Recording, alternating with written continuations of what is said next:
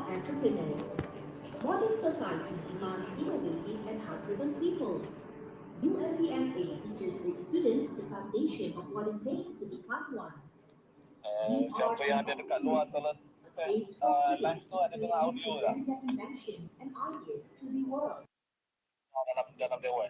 We are global, forging a path on an international level with Buka partnerships YouTube, and understanding. YouTube manager. We are a community. Students Siapa from ada across the konten world kat can IG study and interact with ease and share their cultures and heritage. bilik tak nampak lagi. We are serving best facilities for our students to flourish and a chance to give back to society. We are sustainable. For years, the Green Campus has been used to incorporate environmental management and safeguards into tertiary institutions, making them a more livable and sustainable place to study. A place to relax your mind while studying the course of your desire. In UMPSA, anything is possible as our students continue to grow in the present and the future. Tutup tak boleh dengar duduk dalam dewan. We are UMPSA.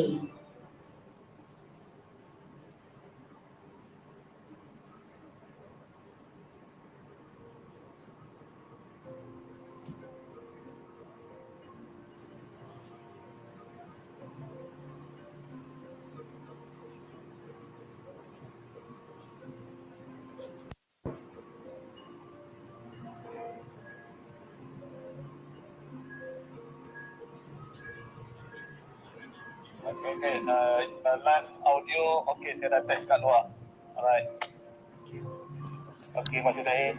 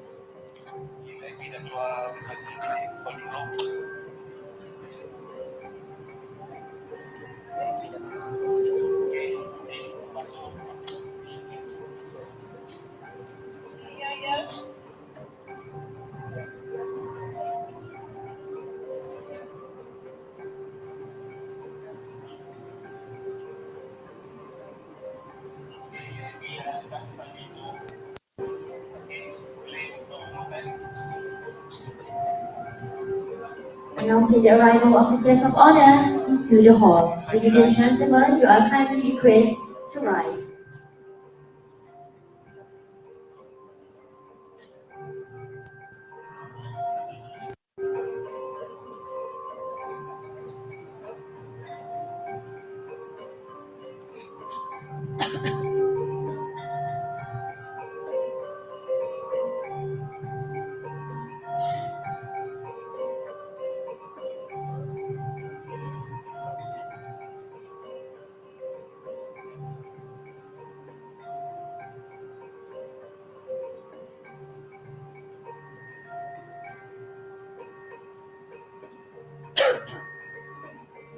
We shall now proceed with the singing of the national anthem, Negaraku.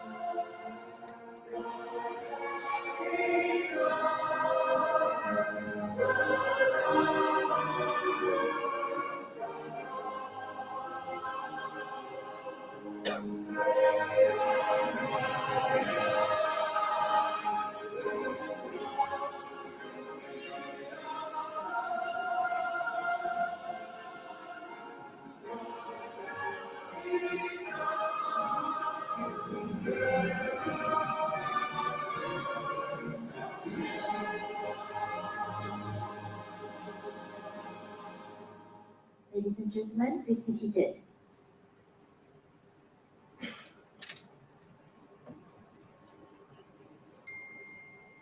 Bismillahirrahmanirrahim. Assalamualaikum warahmatullahi wabarakatuh. Distinguished Professor Chemist Dr. Mohammad Hasbi bin Abdul Rahim, Deputy Assistant Vice-Chancellor Research and Innovation, Department of Research and Innovation, UMPSA, Honorable Professor Technology Dr. Hamzah bin Ahmad, Dean Faculty of Electrical and Electronic Technology, UMPSA, Honorable Associate Professor Engineer Dr. Nurmani Abdul Ghani, General Chair INECCE 2025, respected Professor Mohammad Osman Tokhi, Keynote Speaker, School of Engineering, London Southern University, respected Associate Professor Technologies Dr. Mohammad Fadhil Abas, Keynote Speaker, Faculty of Electrical and Electronic Technology, UMPSA, distinguished member of the Faculty Management FTKE Committee of INECCE 2025, and ladies and gentlemen. Welcome to the IEEE 8th International Conference on Electrical Control and Computer Engineering INECCE 2025 with the theme AI Next Big Breakthrough Reshaping Future of Technology. To grace to the event, we would like to invite Technologist Dr. Muhammad Ridwan bin Ghazali to lead the prayer.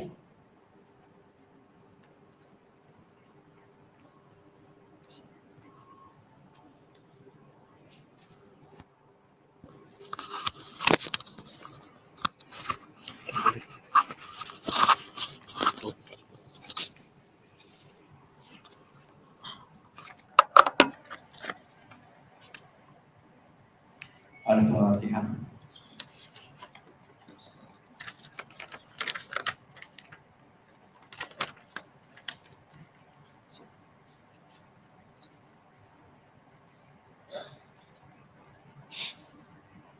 أعوذ بالله من الشيطان الرجيم بسم الله الرحمن الرحيم الحمد لله رب العالمين والصلاة والسلام على سيدنا محمد وعلى آله وصحبه أجمعين. In the name of Allah, most gracious, most merciful, all praise is due to the Almighty Allah, the cherisher and the sustainer of the world. May the peace and mercy of Allah be upon to His Prophet Muhammad, his families, companions and followers.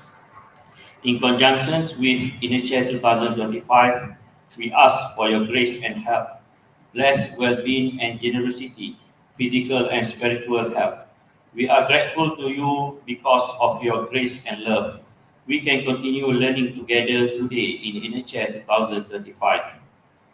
Open the door of our heart to receive the grace of this knowledge and guide of our beloved teachers. Write down our affairs at this time as good deeds that will be presented in the hereafter. Ya Allah, Ya Rahman, Ya Rahim. O Allah, we beg with your qudrat and iradat. Give strength to our struggle to gain and seek knowledge. Give us success and excellence in all tests and achievements. Please forgive our sins. Pray of our parents, our family members, the sins of our teachers, whether they are alive or who have died. Give our teachers a good health, fulfill their needs, and you are the witness that our teachers are working hard to sow diversion and spreading knowledge for us. We hope they are always under your protection. O Allah, make our country a blessed nation. Keep peace and prosperity throughout the age. Allahumma ghfir lana dhunubana wa lina allazina sabaquna bil iman wa la taj'al fi qulubina ghillan lil ladzina amanu rabbana innaka ra'ufur rahim.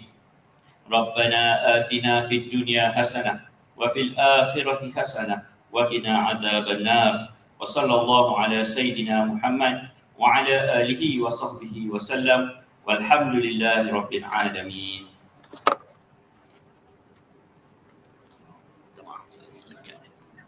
Amin, amin, ya rabbal alamin. Thank you very much to Technologist Dr. Muhammad Ridwan bin Ghazali from FTKE.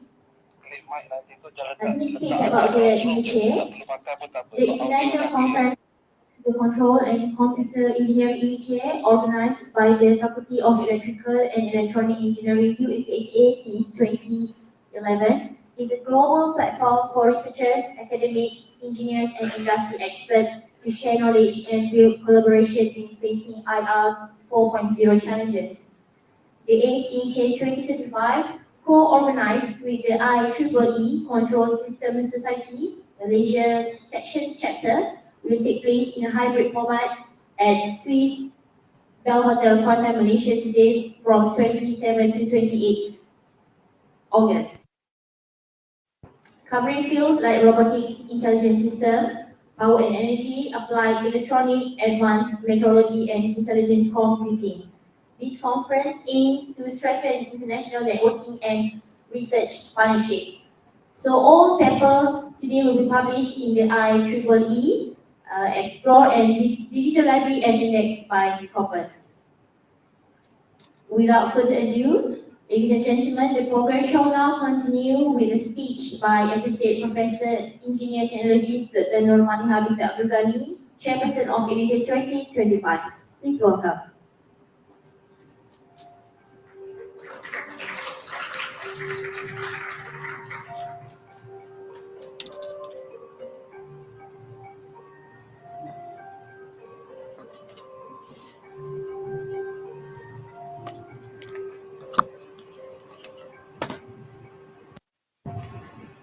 Assalamualaikum warahmatullahi wabarakatuh, and very good morning to everyone. Honorable guests, Professor Chemist Dr. Muhammad Hasbi bin Rahim, Associate Deputy Vice-Chancellor, Research and Innovation Department, University Malaysia Pahang Sultan Abdullah, Professor Technologist Dr. Hamzah Ahmad, Dean of Faculty Electrical and Electronics Engineering Technology, University Malaysia Pahang Sultan Abdullah, distinguished keynote speakers, Professor Osman Tokhi, London South Bank University, United Kingdom, Associate Professor Technologist Dr. Mohammad Fadhil Abas, University Malaysia Pahang Sultan Abdullah, presenters, and all participants. On behalf of the organizing committee, it is my great pleasure and honor to welcome you to the International Conference on Electrical Control and Computer Engineering InECCE 2025 at Swiss Bell Hotel, Kuantan. This year's conference theme, AI Next, Big Picture Reshaping the Future of Technology, underscores the importance of intelligent systems in shaping sustainable solutions and redefining the role of technology for the betterment of society. And I am delighted to share some remarkable achievement of InECCE 2025 this year. We received a total of 217 paper submissions, and after rigorous pre-review process, only 115 papers were accepted. Out of these, 121 papers were registered for presentations. This is truly a record achievement reflecting the strong interest and high quality contribution from our academics and industry community. Even more importantly, this year we are proud to record the highest number of international participants in InECCE history, with 15 overseas presenters. We are especially honored to welcome delegates from Thailand, Vietnam, Philippines, Canada, Oman, Australia, Japan, India, and Nigeria. A reflection of the conference's growing international reputation. And another significant milestone of InECCE 2015 is its collaboration with the IEEE Control System Society Malaysian Chapter. This partnership further enhanced the visibility, credibility, and impact of our conference at both the national and international level. And we are also proud to announce that InECCE 2025 has received generous sponsorship from several organizations and bodies, including WNF Resources, S. Yusof Engineering Sdn Bhd, Tenaga Berhad TNB, and EM Systems. Your support is sincerely appreciated and has greatly contributed to the success of this event. On behalf of the organizing committee, I extend my deepest gratitude to our keynote speakers, reviewers, dedicated committee members, and sponsors for their hard work and dedications.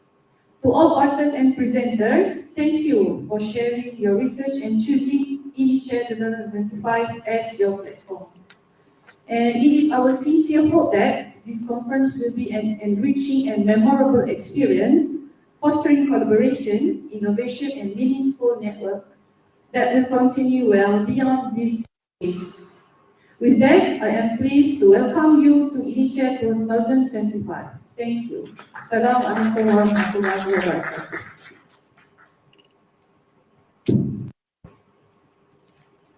Thank you very much, Dr. Monica.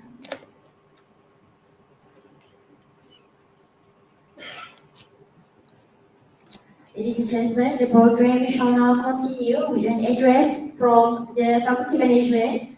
With great pleasure, we would like to invite the Honorable Professor Dr. Hamzah bin Ahmad, Dean FCKE, to deliver his speech. Please welcome.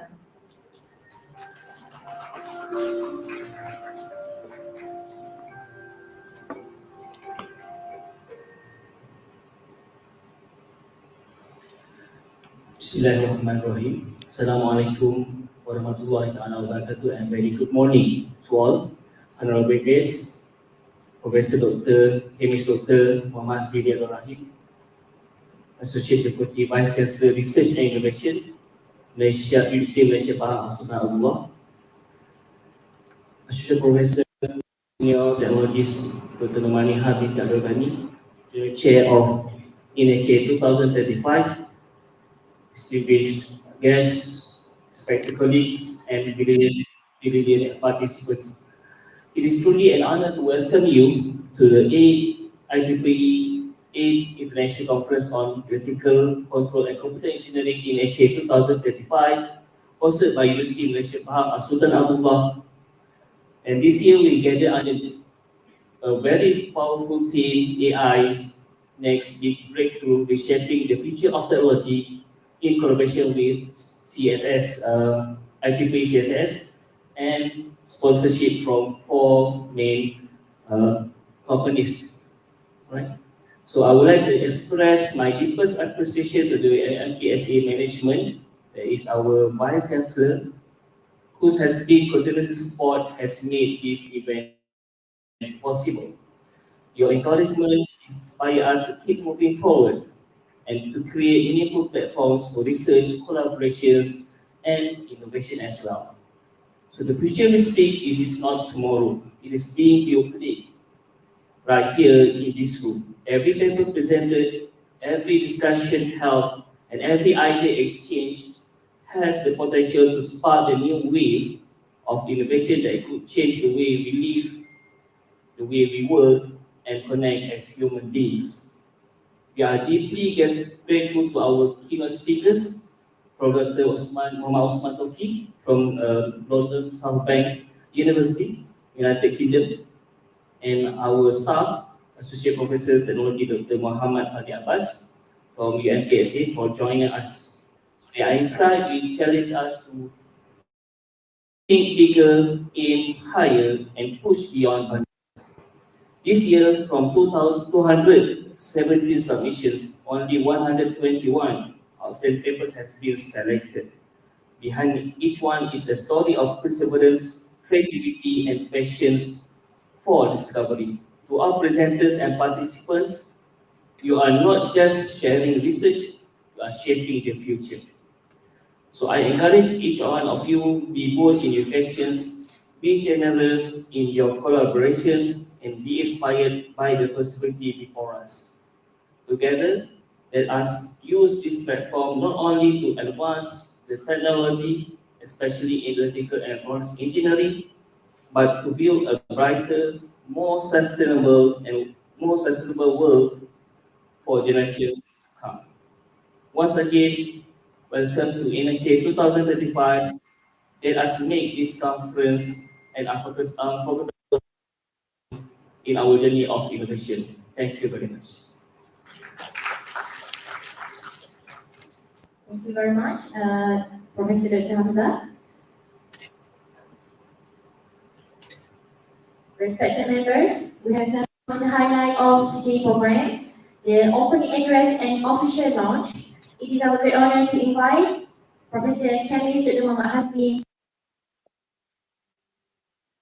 and Innovation to deliver his speech and at the same time officiate the IEEE 8th International Conference of Electrical Control and Computer Engineering InECCE 2025. Please welcome.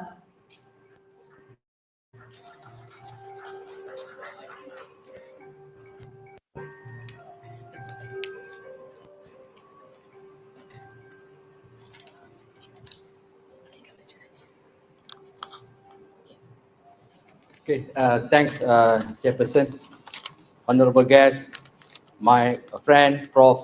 T.S. Dr. Hamzah Habib Ahmad, Dean Faculty of Electrical and Electronic Engineering Technology, Universiti Malaysia Pahang, Sultanullah. The fourth month, the new Dean. Okay. So, Associate Professor IRTS Dr. Nur Maniha binti Abdul Ghani, General Chair of IEEE 8th International Conference on Electrical Control and Computer Engineering. How to pronounce? INECCE 2025, sorry. Okay. And also I was informed that Nur Maniha is an ex-student of our keynote speaker, Prof. Mohammad Osman. Okay. So I would like to thank Prof. you for accepting our invitation to be here. And also I was informed this is the second time. Hopefully the third time we come later on. Okay. Okay. Then also I would to honor our own expertise, as Professor Dr. Mohammad Fadhil Abas. He also the group leader for the Drone Technology Business Center. Okay. And also our colleague from the academics and also from the industries, member of our IEEE communities, organizers, sponsors, ladies and gentlemen. Assalamualaikum warahmatullahi wabarakatuh and very good day. Alhamdulillah, it is a privilege to join you at INECCE 2025 as Associate Deputy Vice-Chancellor for Research and Innovation, UMPSA, on behalf of our Vice-Chancellor and also on behalf of Associate Deputy Vice-Chancellor Research and Innovation, I'm delighted to welcome all participants to the distinguished international conference, where it is serve a great platform to share research findings and links with various stakeholders, including industrial partners, by attending the conference. So for us, the networking can be expanded further for both local participants and international participants. Because for nowadays, the networking is the new currency. Okay, when you have the good collaboration, the good networking, we can expand our research beyond our current level of capabilities. That is very, very, very important. Especially if we able to leverage the collaboration, no need for us to invest a lot on building our own capacity. So we can use our partners to collaborate and expand and more deeper research. Okay, ladies and gentlemen, I also extend sincere appreciation to organizing committee. We have the IEEE Control System Society together with our own Faculty of Electrical Electronic Engineering Technology, Universiti Malaysia Pahang, for organizing the committee. And also many thanks to our keynote speaker again for the intellectual leadership, our sponsors, our industrial partners, and for their active and support. So this is important for organizing committee. We have support from everyone, so that we can make sure the more impactful conference to be delivered. So based on the theme of conference, AI's next big breakthrough, reshaping the future of technology. So are truly aligned with the current and future needs. So for nowadays, AI is very important niche technology niche area, need to be mastered and to be utilized across different disciplinary. So we need to think about the impact of AI, not just by how well it performs, but also by how reliable, understandable, energy efficient, secure and ethical. It is. So even in our university, we have developed and established our own ethical guideline to make sure the AI can be utilized, can be explored in ethical manners. Okay. So to make a real progress and impact, the conventional nature of research with silo working cultures must be changed to more trans and interdisciplinary model, where different expertise and niche area are working together to achieve a common goal. And it shall be involve multiple stakeholders, including industries and societies. And it should be from the beginning. It should involve the research from very fundamental TRL 1. We should involve all the stakeholders. It's not merely based on the purely academic perspective. It should involve all the society. Then more impact can be bring forward. For example, using shared testing ground and common standards to solve big problems like making power grid stronger, creating safe driving systems, building trustworthy AI, and developing technology that help with climate change. For your information, we have just established the area of advance. We call it the part of is to cater the climate change, headed by Professor Dr. Faizal Jamlos. Okay, so dear esteemed participants, as higher education institutions, UMPSA are committed to enabling this ecosystem by investing in research infrastructures and open science. And nowadays, the concept of open science is important, it's essential. It's essential to make sure all the data, raw data and so on can be shared, can be reproduced within the level either locally or internationally. So that is important to foster transnational research, so bring up from lab to market, because the value should be creation when we develop a research, to leverage, to utilize our knowledge, to disseminate our knowledge, up to utilize our knowledge to the value creation, either in terms of monetary or other impact to the societies. Okay. So dear esteemed participants, ladies and gentlemen, I encourage participants to interrogate assumptions, share reproducible methods and data set, form international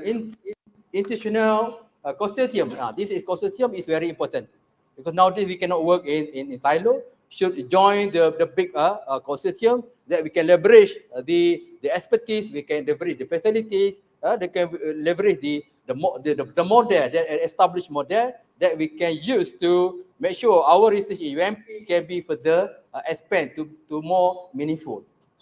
Okay, let our research breakthrough to be technologically sound and sustainable, and at the same time able to deliver measurable benefit and impact to society. So that another aspect of our research, so that whatever we did in the university should be able to impact the surrounding society, the community, how they can leverage our finding to benefit, for example, their economic growth and so on. Ladies and gentlemen, with sincere gratitude for everyone's contribution and participation in this conference, I hereby declare the IEEE 8th International Conference on Electrical Control and Computer Engineering officially opens.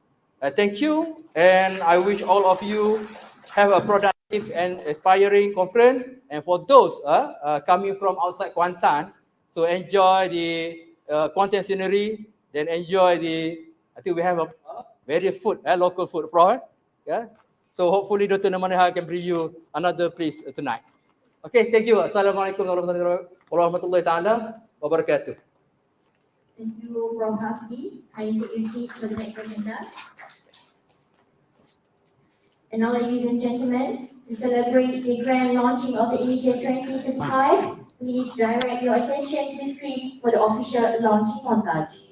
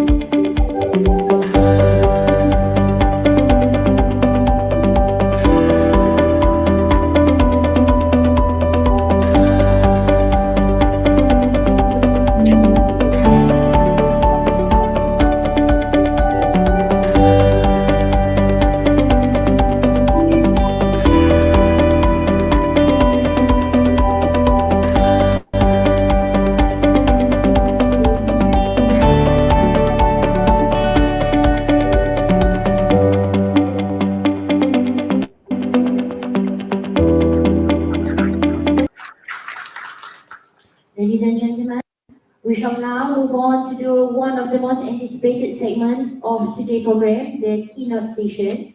And not to forget, our audience from FB Live, from FB, and for UNP staff, everyone can check in CPT through our FB Live.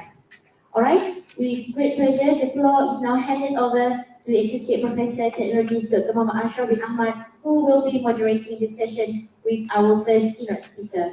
Please welcome.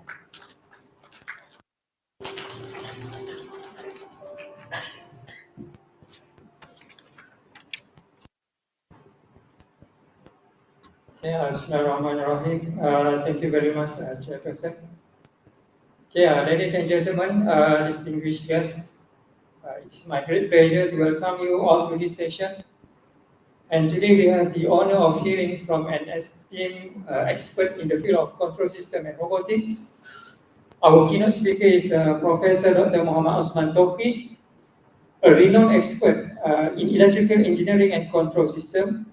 And Professor Tokhi received his Bachelor of Science in Electrical Engineering from Kabul University in Afghanistan in 1978 and earned his PhD from Harold Watt University in UK in 1988.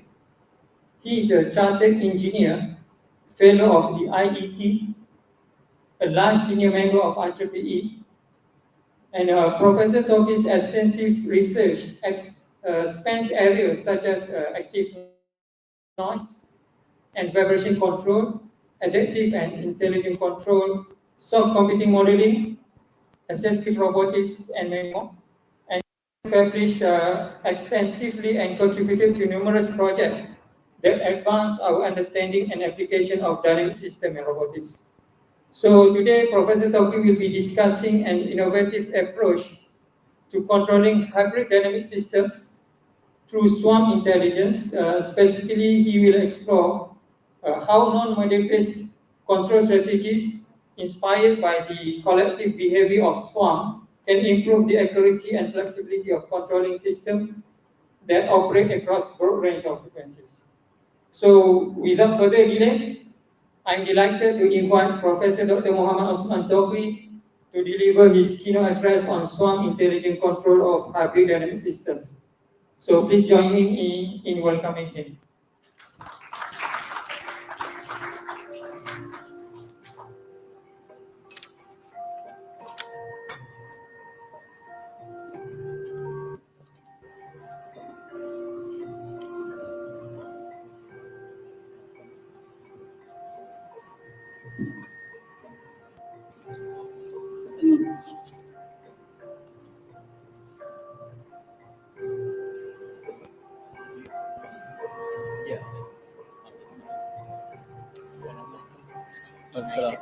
Yeah, sure. You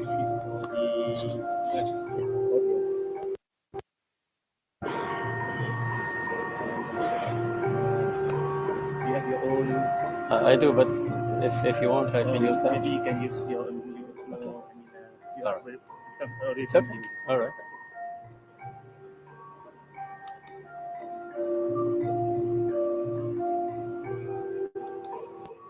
Let's see if it opens.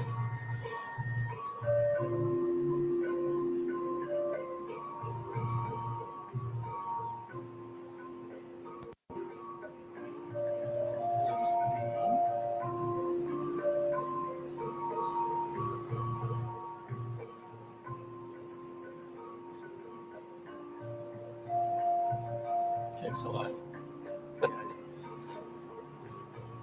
Because the organizer did not put the screen in front of the. Yeah. Be quite difficult for you. Yeah. Just I know. click on the screen in front of the audience. That's fine. Okay.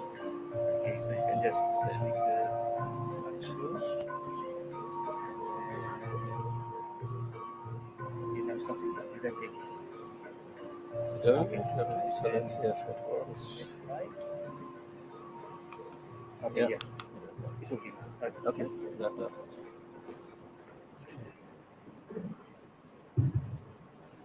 Thank you very much. Assalamualaikum warahmatullahi wabarakatuh. Thank you very much for the invitation. I'm very much delighted to be here. Malaysia is a place I like very much. I think I've mentioned this so many times. I've been to Malaysia quite a few times as well, and of course, as you mentioned, Nur Maneha was one of my previous PhD students, but I've had the honor of actually supervising around 30 Malaysian PhD students, so that's quite a good thing, of course, from my perspective. So that, of course, is one of the other reasons that makes me to come to Malaysia a lot of the time. So it's quite a big honor. So thank you very much, Nur Maneha, and also thank you to the organizing committee for inviting me to this conference. And what I'm going to present in this presentation is mainly the work of my PhD students. So it's always is the case that the students do the work and we talk about their work.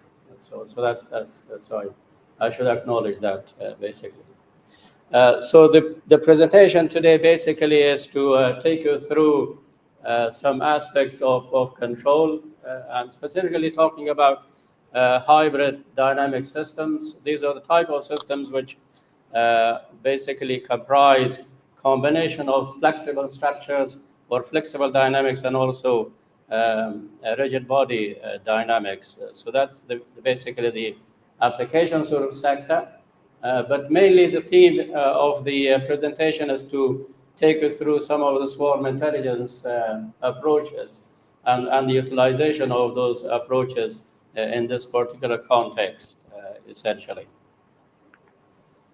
So this is the outline of the presentation. So I'll give you a brief introduction to the subject matter, and then we'll focus on particle swarm intelligence as an example of the swarm intelligence sort of paradigm to take you through the process. Then I'll talk about the hybrid dynamic system control context or concept, and there are a few techniques in terms of control which I'm going to focus on in there and show you some examples and results. And then we will conclude the presentation. So this is a collection of a certain number of systems which I refer to as hybrid dynamic systems.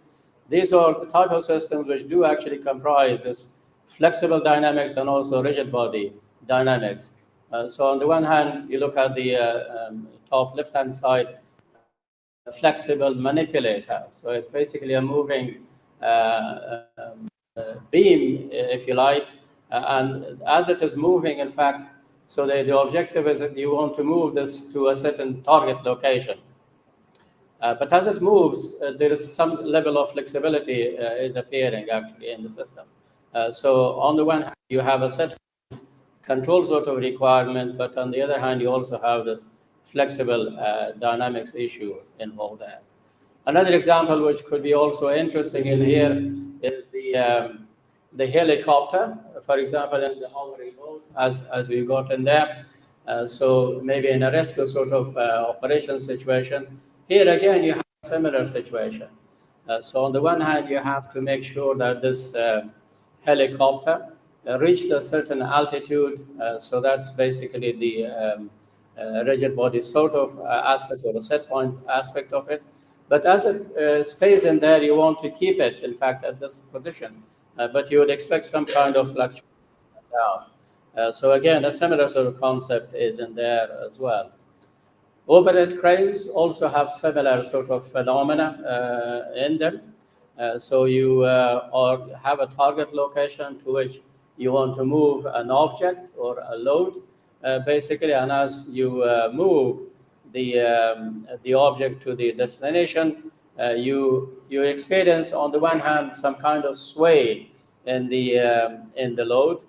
So there is of course some angular sort of displacement in there. But once the target location is reached, you would also expect some kind of fluctuation, in fact, in the load as well. So there is an issue of how accurately you can position the load. two-wheeled robotics or balancing robots, as we have like Segway, is another example of the same situation. In fact, basically here, the concept, in fact, or the issue is more involved. Not only you need to look at, from a control perspective, you need to look at the flexibility of the system, but you need to also make sure that the system is stable and balanced, in fact, while the wheelchair is actually moving to a target location. So all these, in fact, examples which you have share the same type of phenomena. And so from a control perspective, one could actually devise a unique sort of approach in terms of controlling these as well. So an example of the type of phenomenon, as I mentioned, you would notice will be like displayed in the graph in here. While you have a target location or a set point which the system has to respond to and reach, you have along the way you have some level of flexibility and fluctuation. Now, of course, there is a lot of motivation in terms of why we would actually be favoring such systems. These are, in fact, to do with the speed of response, for example, the energy consumption aspect, also the actuarial requirements, and also the payload to weight ratio sort of aspects, which are quite actually favorable in the sense of using such systems, in fact, as a whole. But of course, as far as the control aspect is concerned, the control could be, in fact, a challenge, in fact, because you're dealing with not only one level of the dynamic aspects, but there are two of them. The rigid body dynamics, which are to do with set point or trajectory tracking sort of aspects, but you also have the flexible dynamics as well, which are mainly motion induced. So when you have this maneuverability, then you would expect some kind of vibration in there as well. So whatever technique you want to devise in terms of control, it has to account for both those two dynamic aspects. Now, with that little introduction, now let's focus on the swarm intelligence sort of area. So we direction from the behavior, in fact, from the collective or collaborative behavior of living species, and there are quite a number of those with certain and interesting sort of behaviors that actually inspire us in the way that we could actually develop some optimization techniques or optimal analysis techniques and so on and so forth. So examples are, for example, if you look at the ants, in a way how they collaborate and how they communicate with one another is quite an interesting phenomenon. With ants, one of the things which you would notice in the way of communication, as an ant is traveling from a location to another, kind of chemical along the way. And that's in a way of informing other ants, in fact, that this ant has been along this particular way, and so on. And so other ants would follow, depending on how close, timely, in fact, the earlier ant has traveled. Bees, on the other hand, have got another way of actually communication as well. So a bee that discovers a good and rich source will come to the hive and will perform an interesting dance, in fact, a very intensive dance. And the more intensive the dance is an indication that the bee has discovered quite a big a rich sort of source. Then you also have the fireflies, and they attract, of course, other fireflies with this luminance that they have. Bats, on the other hand, also have got a certain phenomena, how they, in fact, find their prey by sending sonar signals at different angles, and as they reflect back to them, they can actually work out the time and, in fact, the location of the prey and that's how they actually find the prey. But there are also some natural phenomena as well, like these spiral phenomena, which could also give you inspiration in terms of devising some interesting algorithms. So we look at these phenomena and we translate these into some mathematical relations in the way of developing optimization algorithms. So there are quite a lot of algorithms that have been developed over the years, and this is an area which is very much dynamic at the moment as well. So we are using these, of course, not only solving problems of single requirement or single objective, but there are also problems which we encounter in engineering where you will have multiple requirements as well. And so we have multiple objective type of situations as well incorporated. So we use, of course, these as a matter of application in a scientific sort of manner in those single or multi-objective problem solving. And collaborative robotics is an area which is very much dynamic, and swarm robotics as well. Okay, so just to give you a bit of a brief in the way of how these algorithms are utilized, basically, there are two actually main components of a meta-heuristic algorithm which we are actually utilizing. So these algorithms are classified within the meta-heuristic algorithms. So the two components which are basically involved in any of these algorithms is the so-called diversification, or in other words, exploration, and intensification, or in other words, exploitation, basically.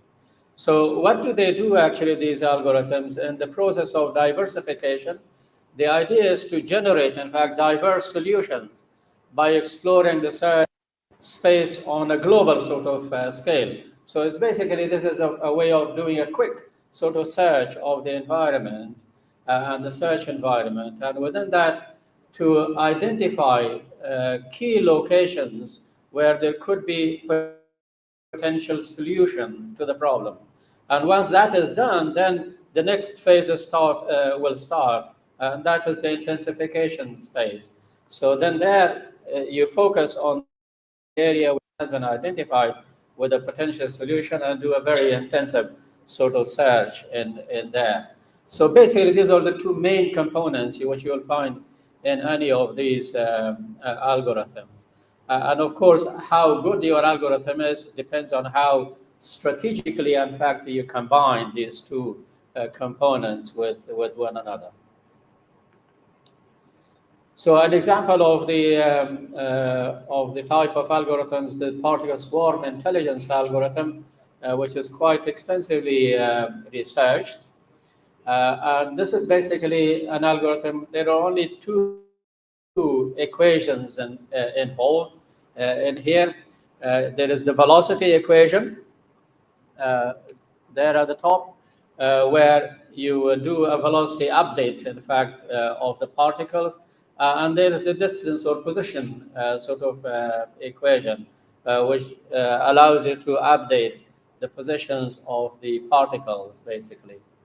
There are, of course, some random numbers which are involved in there. So if you look at the velocity equation, basically you have the first sort of term in here, in fact, basically is related to individual particles' behavior. And so this is to do with the individual's cognition. And then there is the second equation, term, in fact, in the equation is to do with the overall swarm, in fact, intelligence, which is involved in there. These parameters C1, C2 are random numbers, or in fact set up, and they could be random. But then also you have some random numbers as well, which you could incorporate into the process as well. So the two equations which you have there at the top are the very basic equations of the algorithm, but yes, people have also done modifications to this, and one of the modifications is basically to scale, in fact, the velocity term there in the equation, as you can see at the bottom. And the idea basically is you don't want to allow the particles to fly outside of the search space. So as I mentioned, of course, you can use this particle swarm algorithm either for single objective, or you can use it for multiple objective optimization algorithms. And so an example of the type which we are going to have, basically when you apply multi-objective optimization, you will get a whole set of solutions to your problem. So in the graphical display which I have here, there are two objectives, objective one along the horizontal, objective two along the vertical axis. And in there you have a whole set of solutions. Those circular solutions are the one which apparently are the best solution, as we call. This is the Pareto optimal set, but you also have other solutions there as well. Now, once these solutions are given to you by the algorithm, then it's down to you to select which algorithm will suit your requirements in terms of which objective you want to favor or otherwise. So that's how the process basically is. Back now to the hybrid dynamic system control sort of side here.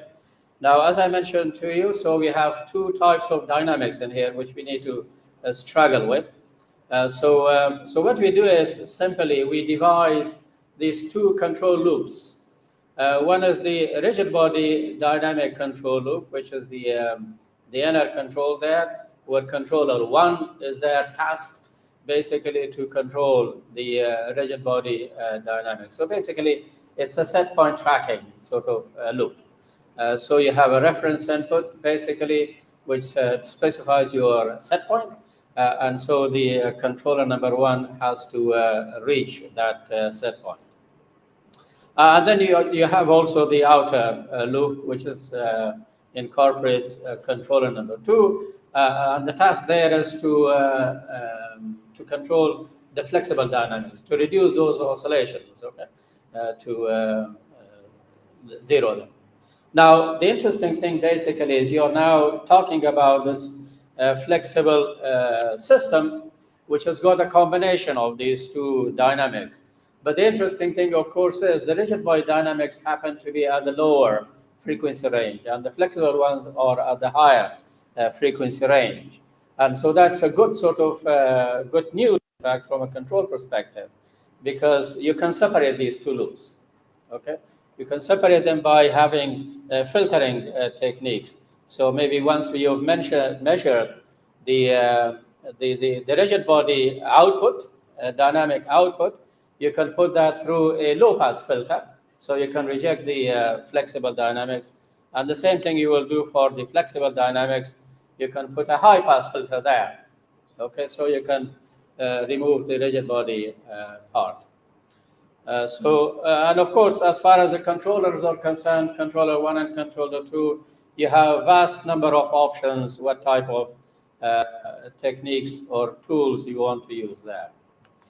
So as an example, I'm going to show you this flexible manipulator system here, just to illustrate the phenomena. So this is basically a flexible beam, 1 meter in length, and there are sensors which we have along the beam. At the end point of the beam, you have an accelerometer. At the shaft, you do have a shaft encoder and also a tachometer, which will give you measures of the hub angular displacement, and also the acceleration is or the vibration is measured by the accelerometer, basically. And of course, you only have a one control input, which is the input going into the motor, basically. So you take measurement of these three signals, feed them into your computer. Your algorithm will work through and develop the control signal with the attempt to reduce those, to achieve those requirements of yours. So if you apply, for example, a simple input, this is an example of what I call a bang-bang input. So you have a positive step and you have a negative step. The display doesn't seem to be very clear there. But what you have is basically you have this interesting sort of energy distribution in the signal, which is pretty much flat, if you like. There is of course ample amount of the low frequency there. So that's the typical sort of input signal we apply to such system, basically. So when it is positive step, the manipulator will speed up, or in fact will accelerate. And when you are down to the negative step, it will decelerate and eventually will stop. And with that situation, of course, as you can see on the left-hand side graph, you have a whole range of flexible motion in the response of the system appearing. So that's the flexible dynamics, which we don't like actually to be there. If you look at the spectral density of this response, you can see there are 3 peaks, in fact, appearing. And that's very much typical of a flexible structure, basically. And so you have these resonances basically appearing at those resonance frequencies. So our objective basically in terms of controlling the flexible dynamics will be to reduce these peaks as much as possible. You can also see the same thing in the, in fact, acceleration as well, the endpoint acceleration, you have those peaks as well appearing. Now, just to take you through some simple examples, one of the simplest things which we could do in here is going back to the initial diagram I showed you. You have a rigid body dynamic loop, which basically has got a proportional derivative, basically type of feedback. You have a KV as a control parameter, KP is another control parameter. So proportional and derivative sort of feedback loop. But you also have the outer loop is there with a PID controller, for example.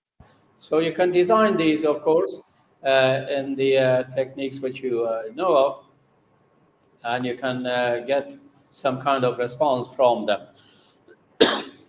And if you apply, of course, these with the technique which we have done, so you can see the that's in fact the set point, which is being reached actually quite well in here. And also, if you look at the spectral density, the peaks which we saw earlier, you don't see them actually there now, so they haven't reduced quite extensively. If you look at the endpoint acceleration as well, on the other hand, so you have the 2 graphs in here on the left-hand side. The blue graph is a representation when the system is controlled, so the controller is off. But when you switch on the controller, you have the black sort of curve. So you can see the fluctuations have reduced quite significantly.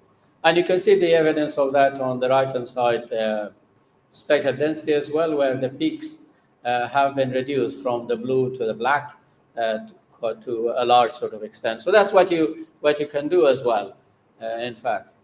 Now, one of the interesting things which you also notice in here is, if you look at the control signal which has been applied to the system, this is the control signal, as we call the control effort in a sense.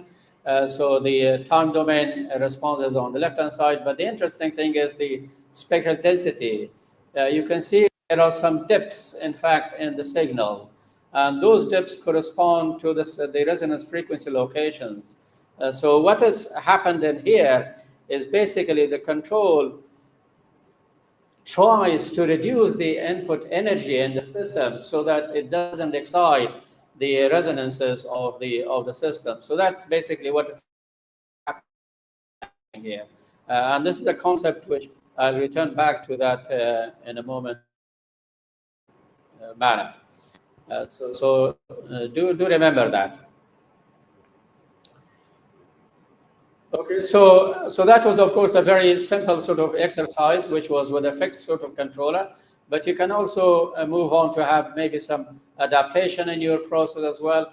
As an example here now, we are looking again at the same kind of, in fact, situation here.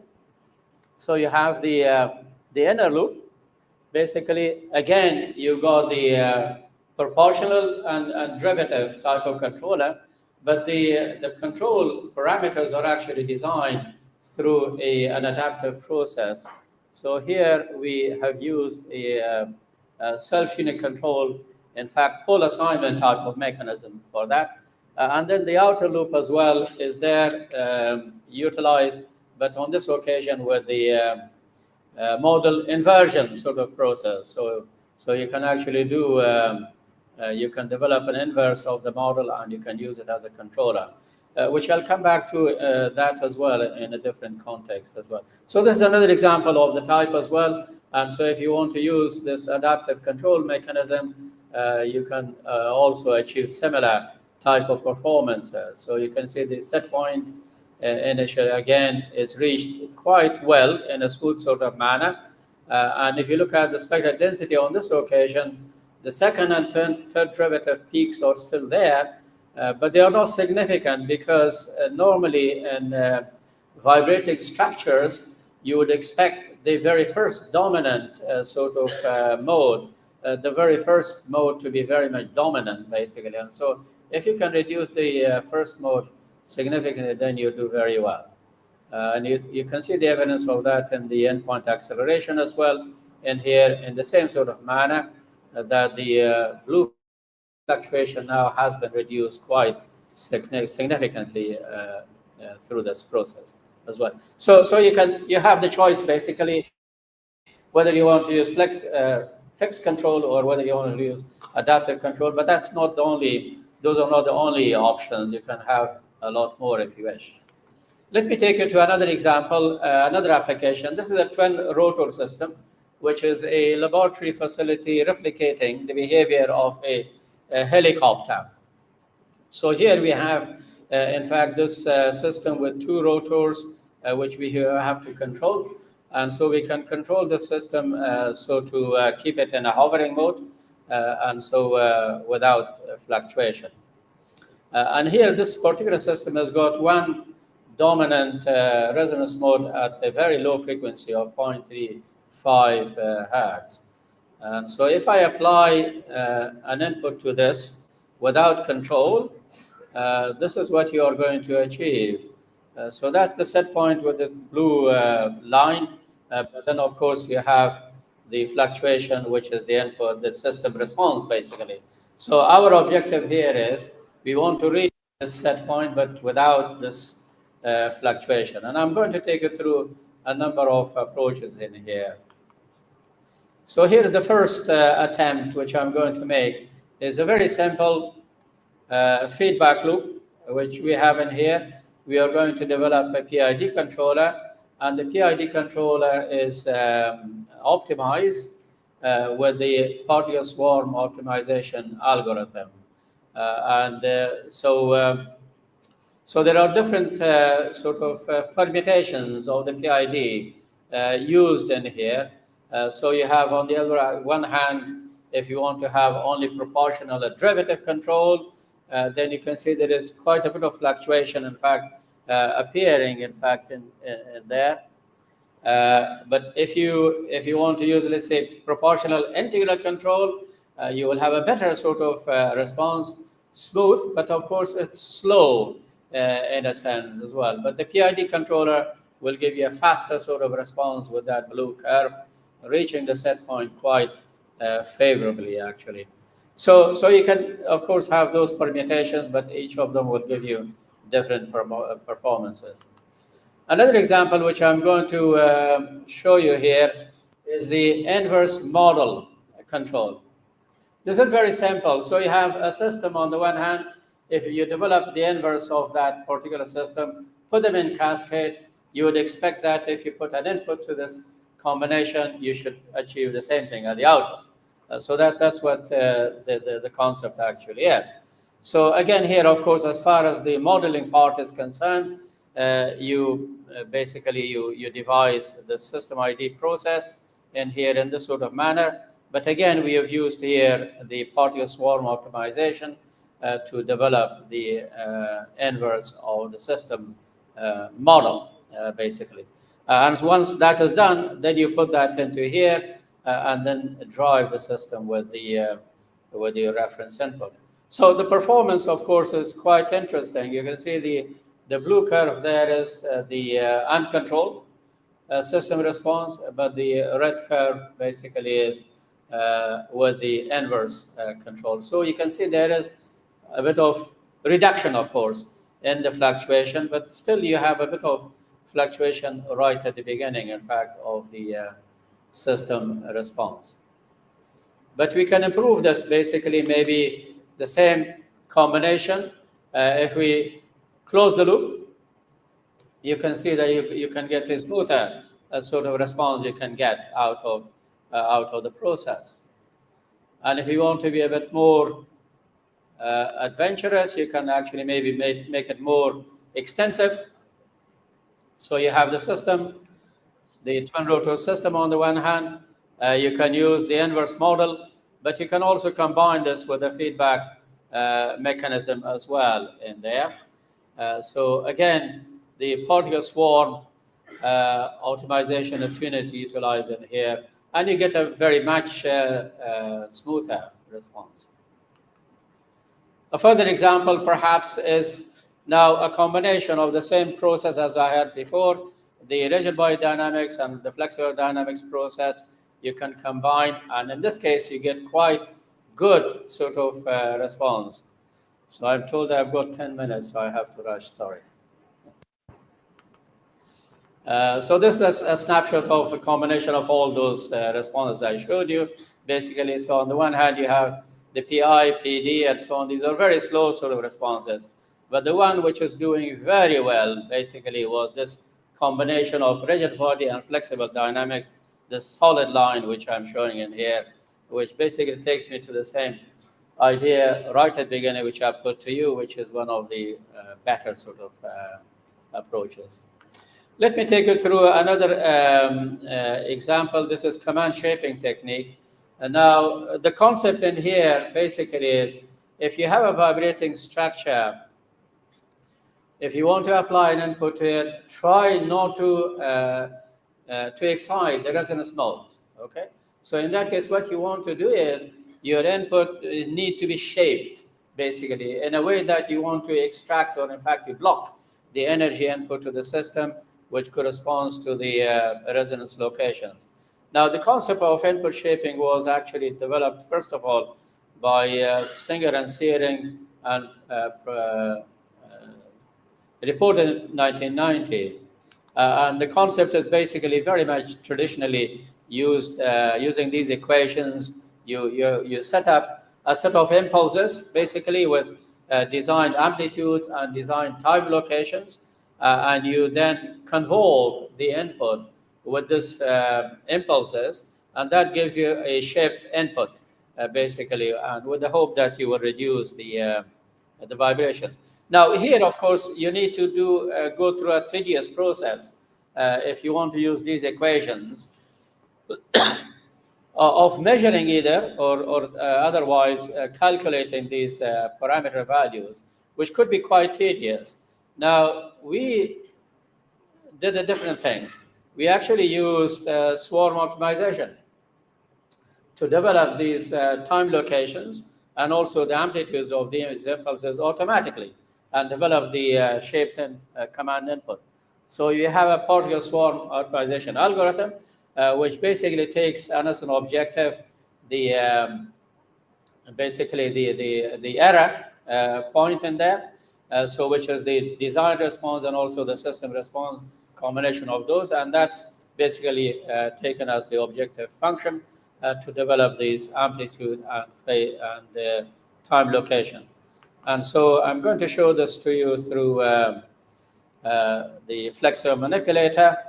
So two objectives in here. Again, we are going to have, so we are talking about multi-objective situation. Now, the objective one is the root mean square value of the endpoint acceleration, which should be at a certain sort of level, and objective two is the time, rise time of the Hab angle. So I'm going to skip this, the listing, but I'll show you the outcome basically.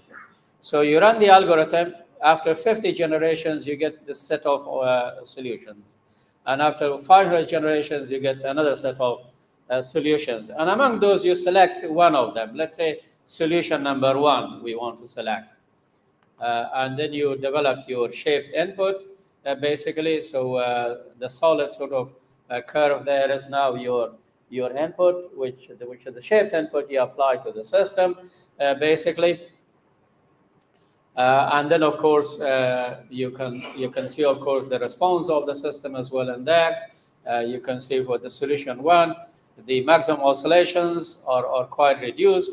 With the bang, which is without control, is about in the order of 3, but with solution 1 is in the order of 0.1, basically. And the rise time also is within the required sort of value, and the settling time, and also the steady state error. If you look at the vibration sort of aspect as well, you can see the solid sort of line is the one which is the reduction.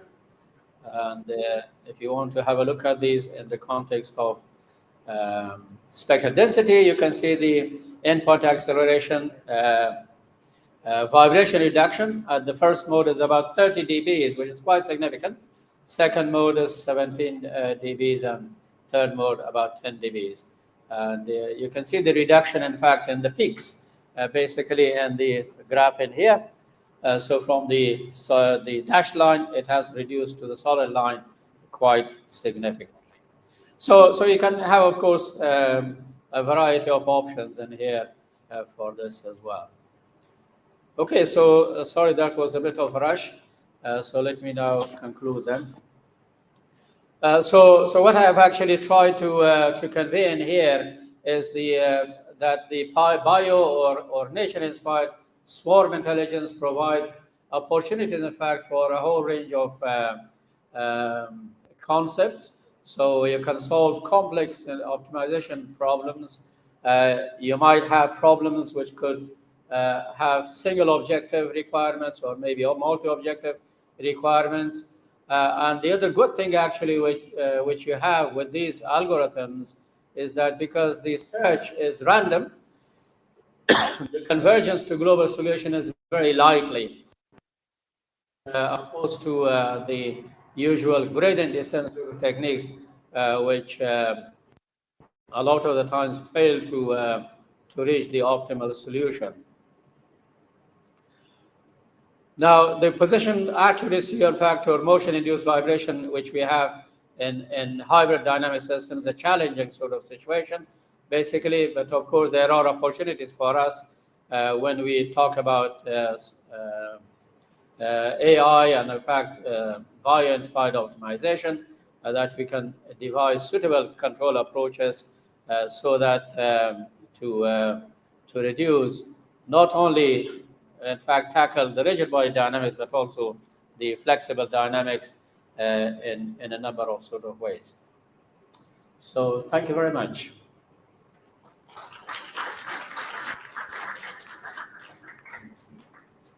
Okay, thank you very much, Professor Tokhi, for that fascinating and thought-provoking keynote. Your insight into swarm intelligence-driven and non-model-based control of hybrid dynamic system have certainly opened new avenues for all of us here. So, ladies and gentlemen, this is now for the moment to deepen our understanding. So we have reserved the next maybe 5 minutes for question and answer. And I would like to invite any question from the floor or even any viewpoint regarding the topic given by the keynote. So for those who have any questions, you can reach the stand microphones there.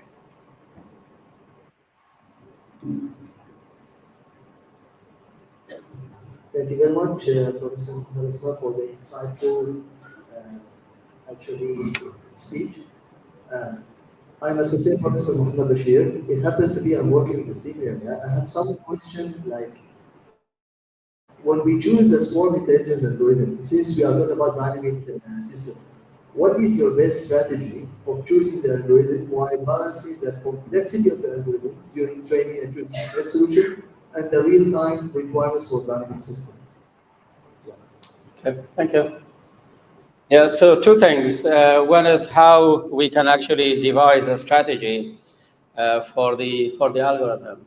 So in the first phase, where we look at the exploration sort of phase, it's a good idea to have a strategy to do a quick sort of search, because in that sort of situation, you're not very much concerned really about the pretty much accuracy, if you like, of the process. And so once you're over that particular sort of phase, then you have to be very much intensive in the sense of your accuracy. So one of the approaches which people would utilize would be to combine different algorithms, in fact, different approaches to have a hybrid sort of approach. And one example of that, which I think we have utilized, is the spiral dynamic algorithm happens to be converging very fast. But then, of course, on the other hand, there are other algorithms like bacterial foraging or particle swarm as well to some extent. They are a bit slow moving, if you like. So a good strategy, if you want to devise, let's say, a hybrid sort of approach, a good approach for you would be to, let's say, have this spiral dynamics first in the exploration sort of phase. Don't allow too much time to it, because then it will might get trapped in a local optimum location, and then switch over to a slower one, so that you will have an intensified sort of search in the second sort of phase. So that's one of the reasonable sort of approaches which one would utilize. Now the other part, of course, is the real-time implementation aspect. Certainly these algorithms are very slow. Up until now, of course, we have not succeeded to apply them in real time, basically with dynamic systems. So the design is usually carried out offline. And once you've got your design done, then you apply and transport that into the system. I think there was one time with particle swarm optimization, we managed to bring down the convergence time to the order of seconds. But yet again, that's not good enough, of course. It might be good for a temperature control environment, but not for the sort of systems we talk about. So there is still time to go. Thank you very much. Thank you. Actually, I have one more question, if you don't mind. The other question, since we talk about hybridization, and we have a lot of recent algorithms, even last year, for example, we have Drone Anomalies, we have Harris Oaks, we have PSO. For example, PSO is something for quite some time. Well, we have a recent algorithm. So what is the best way of choosing the basic algorithm to work on and to hybridize? How do we strategize our selection? I think it comes down to your application, basically. So and how accurate you want to have, of course, the result. All these algorithms are quite good, actually. So it's not only PSO is very common, it's very widely used, of course, but there are these other algorithms like the echolocation, for example, is doing quite well. In fact, so I'm not sure whether Nafi is here or not, but he has worked a lot on that. And then, of course, combinations of these different types of algorithms together. So I think there is no specific rule of thumb, if you like, as to which one should you actually select, and so on. So it's a matter of application, experience with the application, and with the type of algorithm which you want to utilize. But the other thing, of course, you also you want to bear in mind is how quick you want to get your result as well. Okay, there are some algorithms which are very slow, actually. So you might be waiting for hours or maybe days even. But some of them are fast. So again, it will be a choice for you. Thank you very much. I appreciate it. Okay, maybe we can allow one more question. Maybe the final one. Assalamualaikum, Professor. Mohd Islam. I want to graduate from IEEE. So I have a question for you. First of all, thank you for your insightful presentation. My question is, could you please suggest suitable objective function for controlling for PID controller in controlling under actuated system like practical manipulators? Okay, alternative to PD controllers, you mean? Yes, objective functions. Okay. Oh, objective functions. Okay. All right. Okay. So with the flexible manipulators, which I displayed, so what you have is simply if you are looking at, let's say, a set point. Let's forget about the flexible sort of part of it for the time being. Okay. So if you are looking at only moving the manipulator from one location to a target location. Okay. So your objective is set point, basically tracking. So what you do is, of course, commonly we utilize, we take a measure of the output, we compare that with the reference input, we come up with an error. Okay. Now that error value actually is then a key for setting up your objective function. And so you can either have, let's say, the square of the magnitude of the error, for example, or sum of square, or all sort of techniques you could forms you can put together, or integral of the error over a certain time, and so on. So that could be, of course, one example of the setting up your objective, basically. So that's for the set point sort of tracking situation. So if you look at the combining, let's say, bringing the flexible dynamic part of it, your objective there is to reduce the vibration in the structure. So in the example which I showed you, basically we have a measure of the endpoint acceleration, okay, and we want to make sure that is actually reduced to 0 fully, and so again we've got another set point there. Okay, our set point there is 0.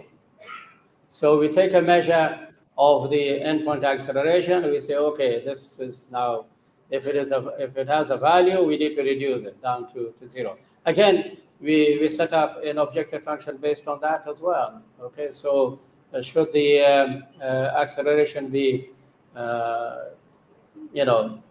we treat that as an error, if you like, again in the same sort of manner, and we can set up similar objective functions as for the set point for that, and then use it. Okay. Thank you so much. You're welcome. Okay, thank you, Professor Tokhi, for those clarification, and thank you to everyone who raised the questions. Ladies and gentlemen, that brings our keynote address and discussion to a close. Once again, please join me in expressing our sincere appreciation to Professor Dr. Mohammad Osman Tokhi for sharing his groundbreaking keynote session. Thank you very much. Okay, next, I will hand the session back to our chairperson, who will guide us to the next item on today's program. Thank you. That's okay. Thank you, Associate Professor, Dr. Mohammad Fadhil Abas. We are taking coffee break now, and we'll start from 10:45 a.m. for second keynote session.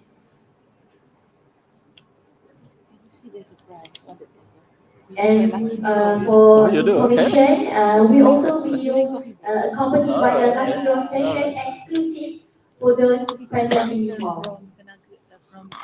Alright, everyone can have a coffee break. Okay. All right. All right. Very good. Yeah, Very good. electrical appliance. Yeah. Okay. Kita ada lucky draw depan ni.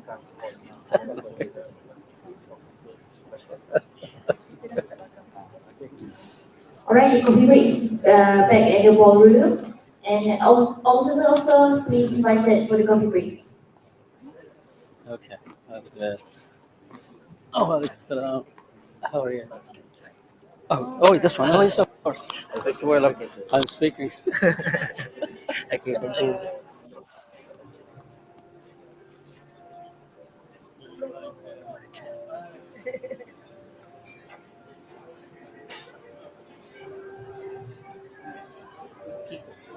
Audio ni. Pakai tak perlu pun tak boleh. Cakap kat sini pakai pun masuk juga audio. Kau sebenarnya kalau saya tak baca. Tak atas tu dia. Tak atas tu cakap dulu.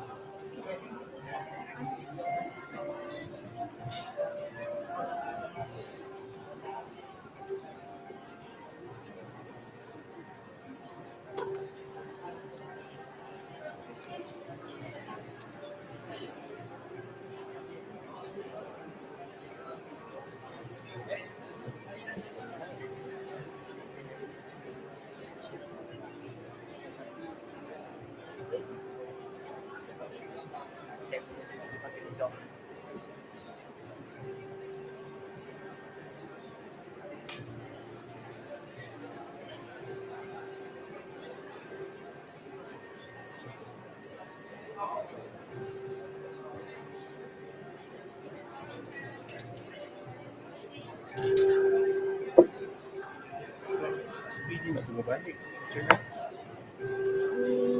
Bagian ini. Dan apa sekarang itu ada masalah. Saya bertanya tadi tu dia kata dia dah kalau tahu tadi tu harus kita terus. Apa dia?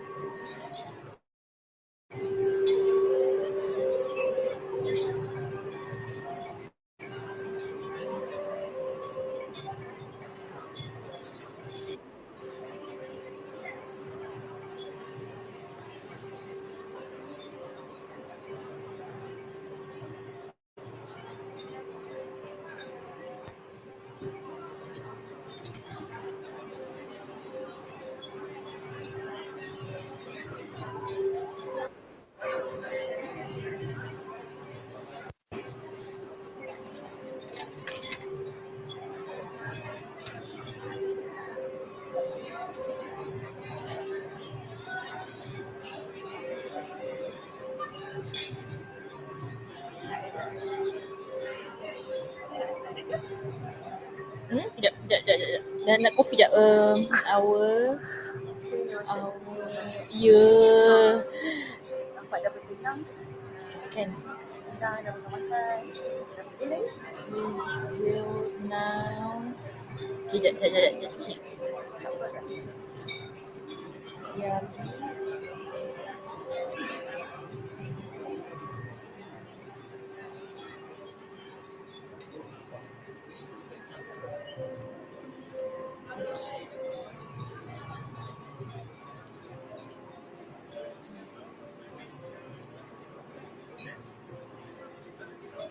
Boleh?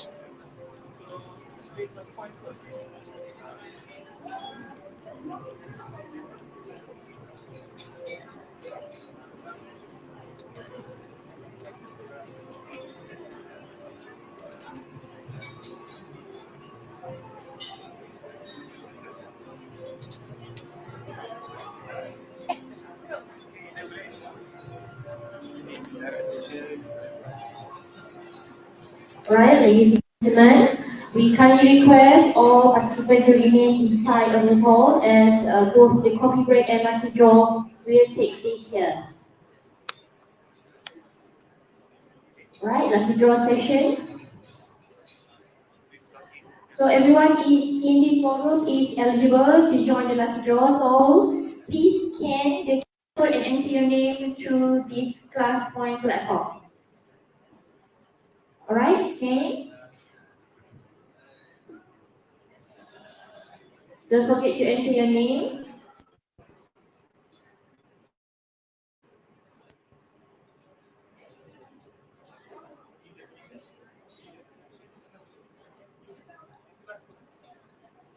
Alright, the class code is INECCE01.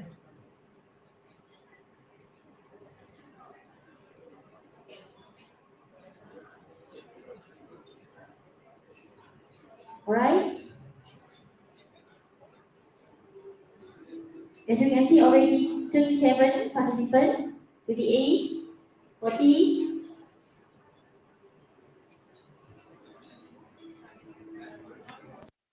Please remain online to make sure everyone is eligible for a lucky draw.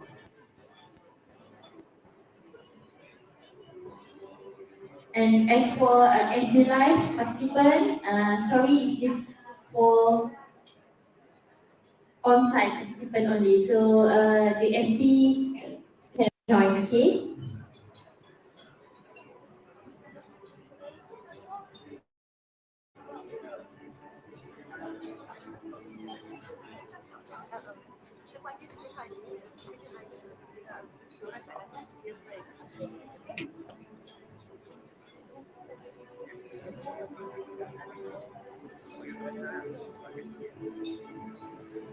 Alright, for each of the name, we will call about 3 times only. So if there is no winner, we will proceed for the next winner, okay?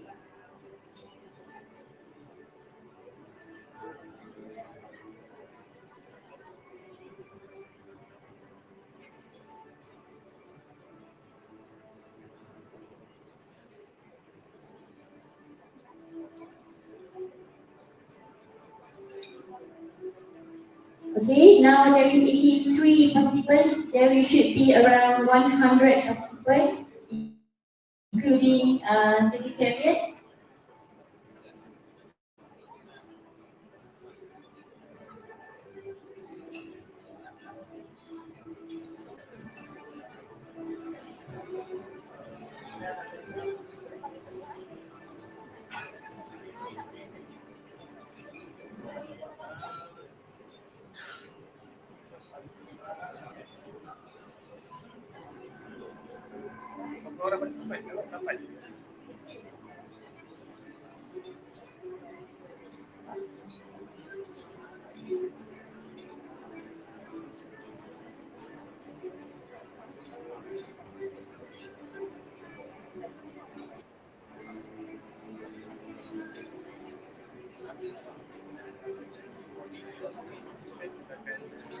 Alright, we will start a lucky draw about in 30 seconds.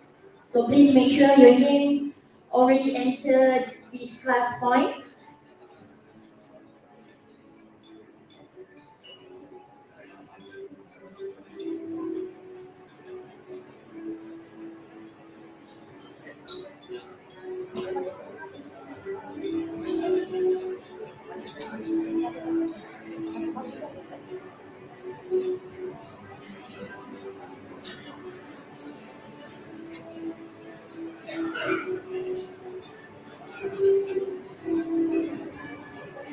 Please invite Dr. Maniha to complete this lucky draw session.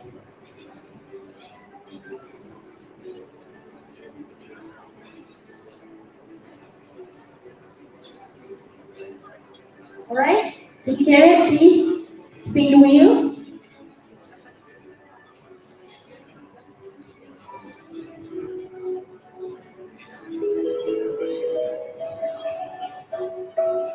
Technologies Dr. Nur Zarina Zamri.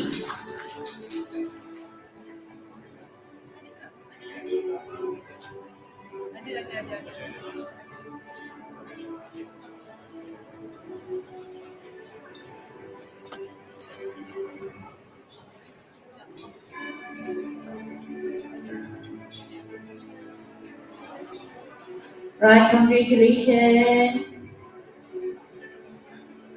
Thank you to our sponsor, TMD, WNF, as use of engineering and also EM system. Alright, next. Suliana. I know you, Suliana. Congratulations, our second winner.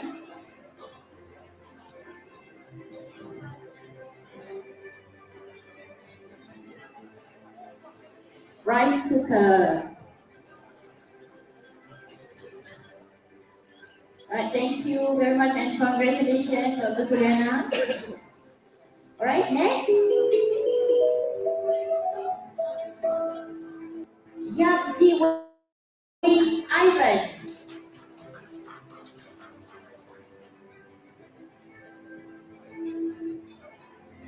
What is it? Is it actually a chopper?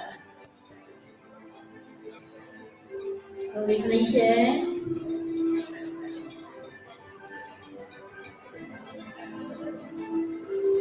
Next.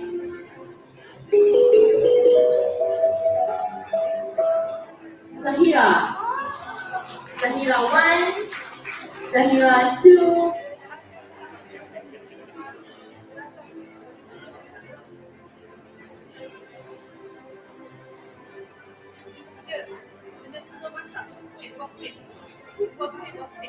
Oh, stand mixture. Stand mixture. Okay, Dr. Zahira, you owe me muffin, okay?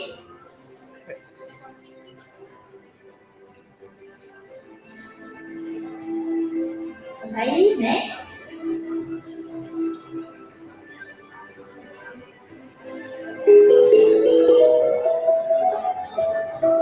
Technologies Nur Ilya.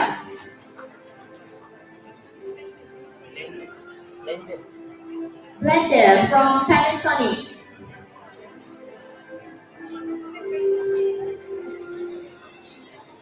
Congratulations, our 6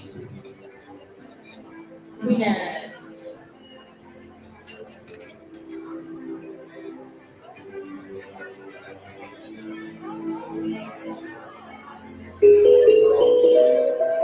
Alright, next.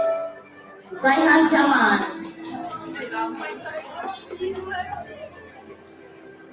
Congratulations. Induction cooker. So we can have order at our office later, okay?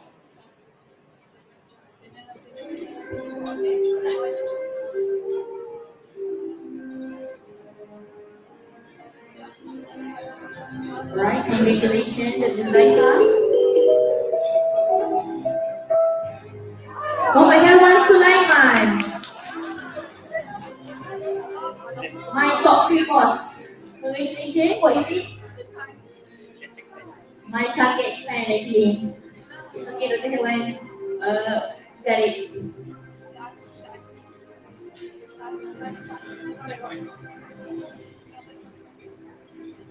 Congratulations, Dr. Y.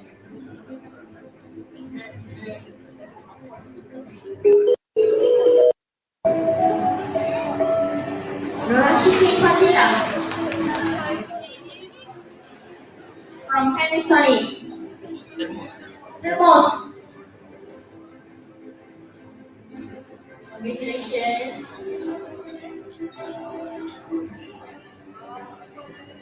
Alright, last two. Who will be the winner?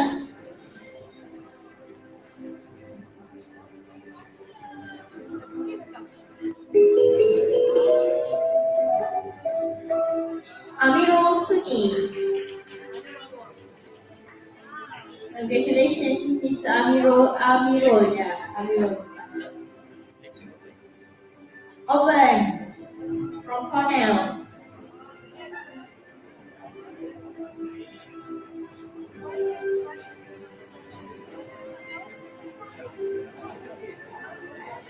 Next, last but not least, microwave from Sharp. Ah, ah.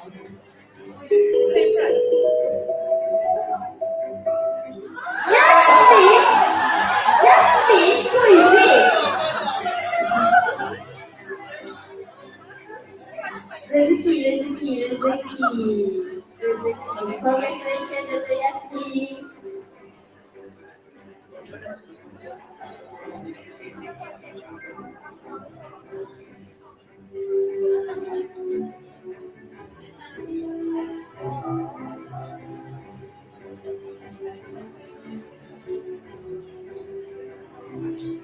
Alright, congratulations. This session will only 10 lucky draw. We will have another session for the lucky draw.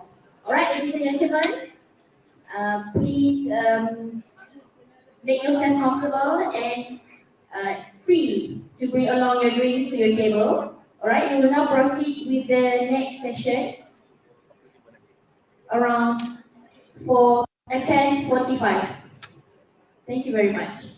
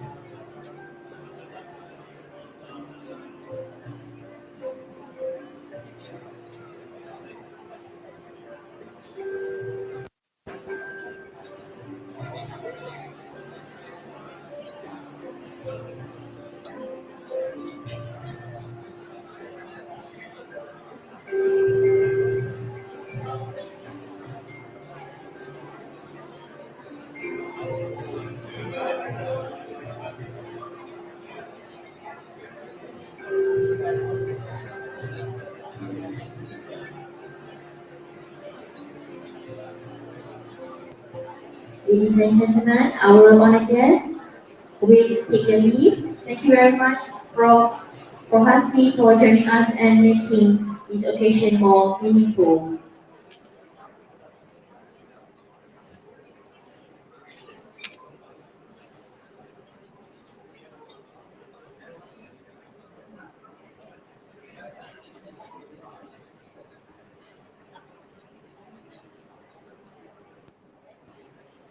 Alright everyone, please make yourself comfortable and take your seat. We will start in the next session shortly, so feel free to bring along the drinks to your table.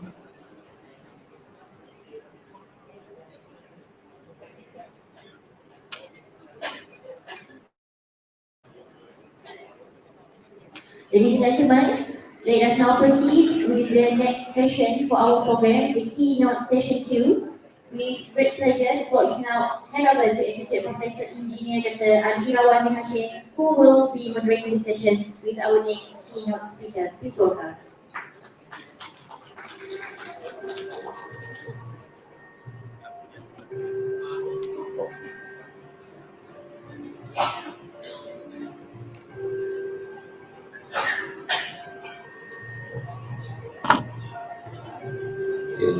Assalamualaikum. Thank you very much for the chairperson.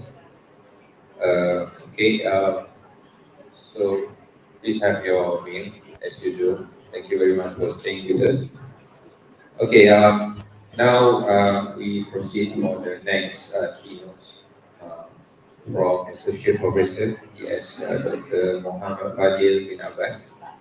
Okay, let me introduce a bit about him as written here. Okay, so Dr. Fadhil is a associate professor from University of Malaysia, Bahrain, since he joined the UMPSA since 2004, about 21 years already, and he has been he's got his PhDs in artificial system science from Chiba University in 2013 and his master's in 2006 from University of Drone Anomalies and his degree in electrical electronic and systems from UKM University Kebangsaan Malaysia in 2001. Okay, he's an expert, I can say here, in unmanned aerial vehicles, unintegrated mobile robots, navigation and positioning systems, as well as optimizations and machine learning that involve the artificial intelligence systems. And he has a very good track in grants, which is already 29 grants until recent. And he won a gold medal recently in IEEE and CCRAX for his achievement in his R&D products. Okay, so without any delays, so I invite Associate Professor Dr. Fadhil Abas to present his speech. The topics it will be machine learning and optimization in drone anomalies detection. So please, Dr. Fadhil.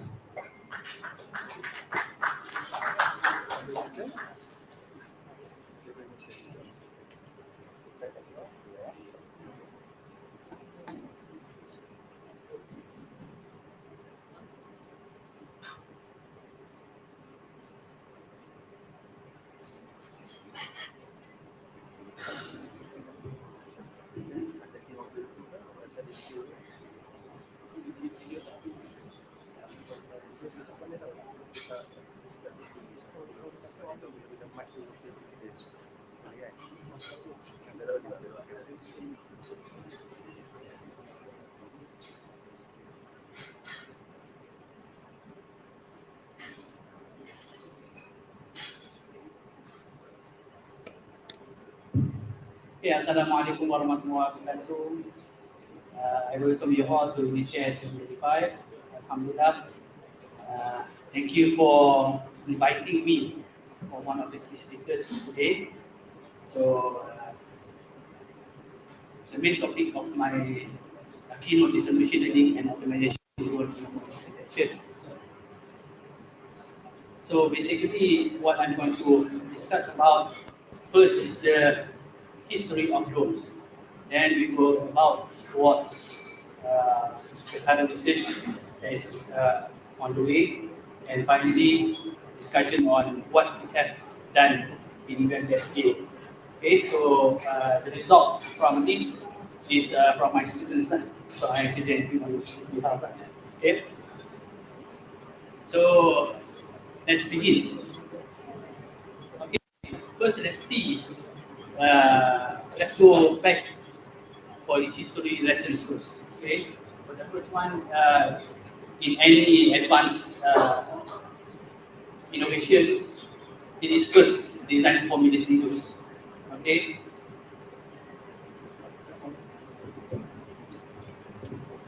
Okay, sorry, I used to be moving around. Okay. So it's originated in military surveyor.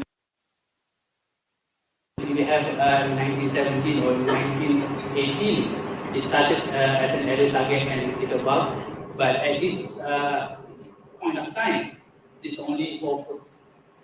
Okay, there is no actual testing for drones for at this time. So in 1961, there is Canberra UMPSA jet plane. It's an upgrade from the bomber. So it is used for bombing, and it is one of the first drone from the military.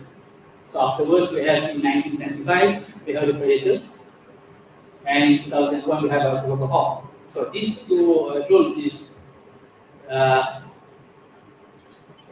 is the main research in military. Okay, at that time, it was a novel at that time. So currently, in 2025, we have Sharp Path 3. So it is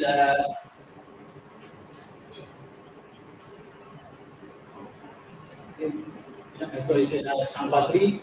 So it is the latest so far. Okay. Okay, in 2000 and 2000 above, so there is a shift from military towards the community. Okay. It started with the DIY hobbies in 2000, where they used RC remote to actually to control the drones itself. Okay. Afterwards, in 2005, there is the first pilot project whereby it uses an open source, okay, an open source project whereby the platform itself can be changed from one to another. From, let's say, you want it to be a Pro, you can change the controller to become to control the like plane or a vehicle. Okay. So after that, the first commercial drone is in 2010, LBR drone. This one is for commercial use. So it has a camera in front and then bottom, so that the user can use a handphone or a tablet to actually put up videos. Okay. And after that, 2014, we have the output of DJI Phantom 2. So for this one, DJI Phantom 2, it goes from the hobbies to the commercial part. Okay. So for DJI Phantom 2, this one they use it for movies. They use it for weddings. Okay. So afterwards, after 2015, the usage of drones has boosted. Okay. The first in 2018, I portion survey, and it goes to drone delivery in 2022. And in late 2023, we see swarm drones and eye coordination in the skies. Okay, and finally, we have in 2025. And now it is being integrated into smart cities. Okay. May I ask here, anyone here that does not know anything about drone, doesn't see anything about drone, doesn't use any drones? So, like, I see no hands up, so basically you already know about drones. So, in current research, we have 8 elements in drones. Okay, the first one here, you can see is battery technology. The second one is communication and radio. The third one is explosion-proof drone for oil and gas. The third one is platform communication. The fourth one is smart waveform navigation. The fifth one is form navigation. The sixth one is drone clusters. Next is drone usage, and finally drone safety mechanism. So let's go a bit by bit on part of it. So battery is the lifeline of the drone. Okay, so the bottleneck is at the battery part. So the hobbyist drone usually goes 20 to 30 minutes, but the industrial goes up to 40 and 60 minutes. So how do we actually extend the flight time of the drone? So one part of the research is using energy density to increase the flight time. The second one is hybrid system, as you can see on the right side here. This is LS6000, whereby they combine battery with gasoline, because they extend the flight time. And finally, as we come at the bottom here, is swappable battery modules. So this is used in DJI drones right now for the system. So let's say you were to build a company whereby you need to send a lot of parcels to your customers. So do you want the drone to be standing there charging 4 hours, or do you want it to be changed and send it and working continuously? Okay. So communication. So right now we have 4G and 5G. So we have this LTE networks and everything. Can we use this 4G and 5G to communicate with our drone? Can we actually control our drone via this one? Current technology that they are trying to push through. So with 4G and 5G, we can actually get real-time video streaming, edge AI processing, and remote command control are also visible. So with 5G also, it enables secure BD loss beyond virtual line of sight.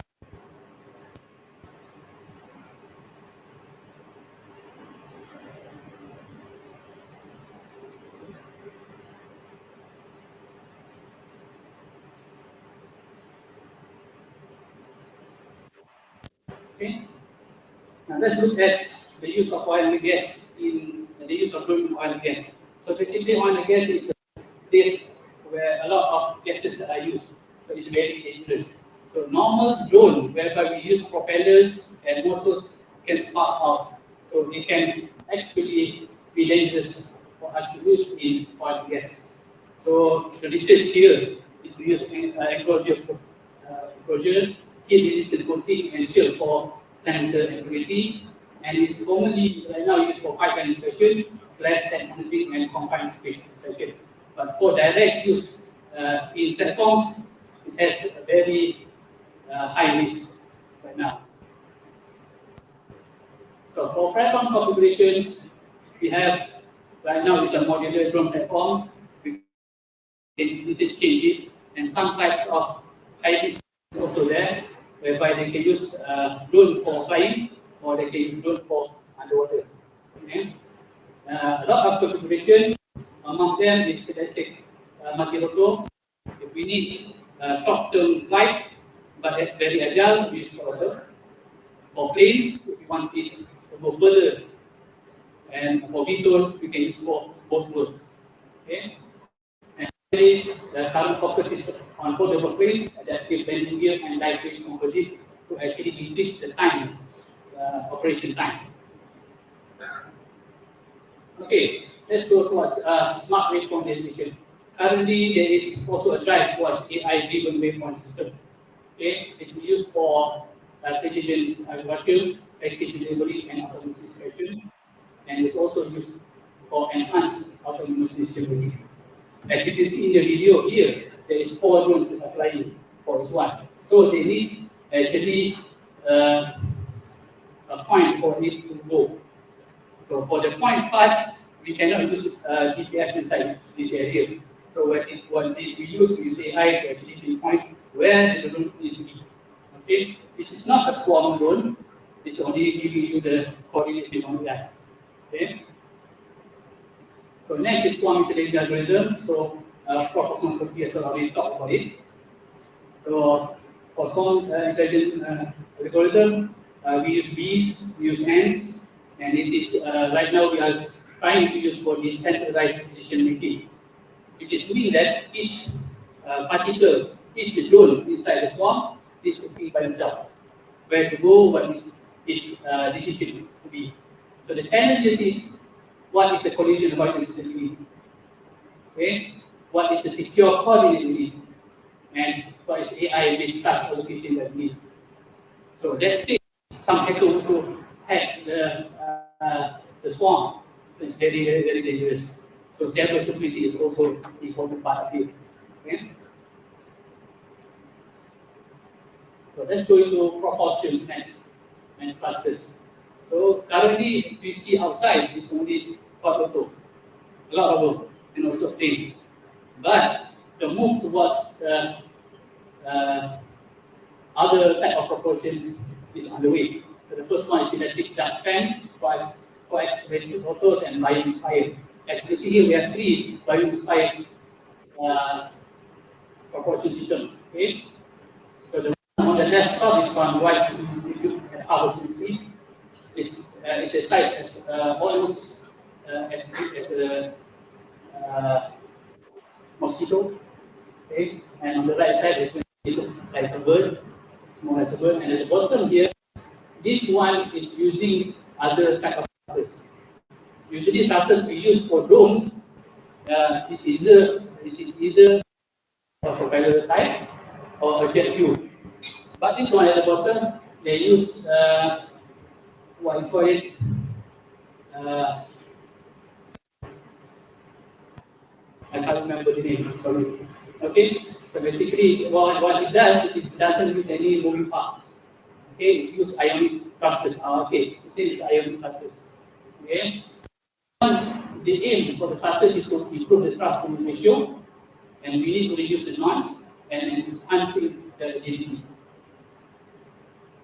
Okay, the usage has also expands from only let's say hobbies and also commercial work. It also goes to telemetry, fire monitoring, heritage site digitization, crowd management and events, automated agriculture, and also environmental monitoring. So as you can see here on the top right, we are testing our drone for environment monitoring. Okay, by inside the drone inside we have Raspberry Pi for our AI inside there. Okay. So drone safety and mechanism is also important here because the drone is now in public, not only in rural area. Okay. The first one, drone safety mechanism that is done from previous is actually redundant flight system. Okay, we have 2 IMUs, we have 2 GPS and everything. Oh, we have 10 minutes left. Okay. So we have geofencing and no-fly zone integration and also self-diagnosis and mid-air recovery protocols. So basically, we are going to go into self-diagnosis and mid-air recovery protocols. Okay, why this drone safety is important? We have a lot of people are endangered. Okay, so basically one of them is on the top there, as you see the program crash, the program, whether they use drone to actually export the program, but in the end, it fall down. Okay, the second one is here, drone crash, where it crashed on a bus stop and also a civilian vehicle. And finally, at the bottom here, this guy is from Orlando. So he is watching the drone formation in the skies, but the drone fall on him. Okay? So this is the importance of drone safety. So previous anomaly detection approach, which is pre-machine learning era, we use threshold-based system. If they say the vibration is bigger than somewhat of a threshold, then we say it's anomalies. Okay? or we use rule-based logic. Let's say if you fly, we need more thrust input, but as you can see that the battery lags, so let's say there's an anomaly there. And finally, the model-based detection is based on mathematical model. Each type of drone platform, there is a different model-based detection. Okay? So the limitation of the pre-ML era is high false positive and false negative rates, poor adaptability to new drone types formation, and no capability to predict anomalies before they occur. So how can AI prevent drone crash? So basically, AI gives us a pipeline how to build our what I call is FDL, okay, for detection and identification. So first we have our sensor data, which is input into our model ML model, whereby this ML model will give output what anomaly is being set, what type of anomaly, and is there anomaly there. So let's say the action. So among the action is to fall from the sky, or do you want to land it, or do you want it to remove from the hole. Okay, so we have three types. So machine learning approach, we have three: supervised ML, meaning that we learn from the labels, or we want unsupervised ML, we discover the hidden patterns, or we use time series ML, LSTM, for predict before failure. So the one which is on the right side is very important, and this is where I come in. So by using edge AI, what we can do to our drones is that we can reduce the latency. We do not need any Wi-Fi for AI processing. Okay, we have basically if let's say there's no Wi-Fi in the area, so we still can drive the drone itself and increase autonomy also. So decision in section equal to low cloud delay. Okay, if you use HDI. So optimization is for smarter anomaly detection. We have multi-level neural network. Let's say we want to optimize it, we use an optimizer. So we need to optimize the system. So using optimization, we can increase the efficiency of our model, we can increase the energy efficiency, and also we can increase our response. Now our decision. Okay. So other decisions that we have found inside the decision uses a multi-stage for actually to detect anomaly. Okay. The first one is we have the data from the drone, we put it into a residual generator, and this residual generator will output towards the optimizer and specify what if there is anomaly or not, and what anomaly it is, and the output will be detected. Here is actually the comparison of an input, real input signal, and also the predicted input, the predicted output. Okay, the reply plus what we have predicted. So the based on the two, so it outputs it to our optimizer. So basically, in order for us to predict what will happen, we need a model of a type of frame. Okay, let's say it's a quad auto, the model is different from the different from flow. Okay, this part is the bottleneck for this FBI for FC. So let's say if let's say we have only one place where we can do the generator and optimizer, or even remove residual generator itself. Okay, so we have data point, we input our algorithm or process or procedure process, then we output our detect. Okay, so for that to be done, we need data set. We use our data set. The first one is RFI map, developed by Vietnam universities. RFI SIMLab. One. The second one we use data in-house, which we collect. So basically from RFI map, it has inside it is motor failure, GPS failure, pop failure, I think, but it doesn't have framework vibration. So we need to collect in-house data for common vibration anomalies. So this one we use software in the loop system, where it has helicopter, multi-proxy, visual panel, and SIM multi-copter. which is for data. So, as you can see on the right. Okay, so as for the data we are collecting, let's say we have our starting point for our flight. So once it airborne, so we take the data, and as you can see here, this is the turning point of the drone. This is one is not anomaly. Okay, then it turns the drone again, and we inject our port vibration. Okay, then we reset it, and it goes back to the turning point. So as you can see here, the vibration and the turning point is almost the same. So we need the drone to differentiate between the turning point and also the vibration that we inject. Okay, so our first building block, what we did, okay, for our fault detection research. First, we have our data drone, which is input. This is the raw data, as I mentioned before. From the three windows that we use. So these three windows, the starting point of the first window will be determined based on the optimization. Okay, so with the three data, we process it, evaluate it, and check if it's correct or not. If not, then we proceed back to start. Okay, until it finds what we need. So if they say the data has anomalies, so we want it to get the output. Okay. So our first test of the system. Okay. The test we use row and also GA by here. We have number of frames 3. Frame size is set to 100 data point, and data type is time series.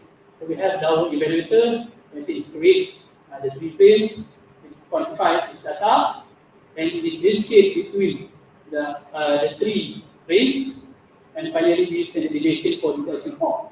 Okay. For this one, as you can see, we manage to detect the sample of the output, manage to detect at which position data that it detects.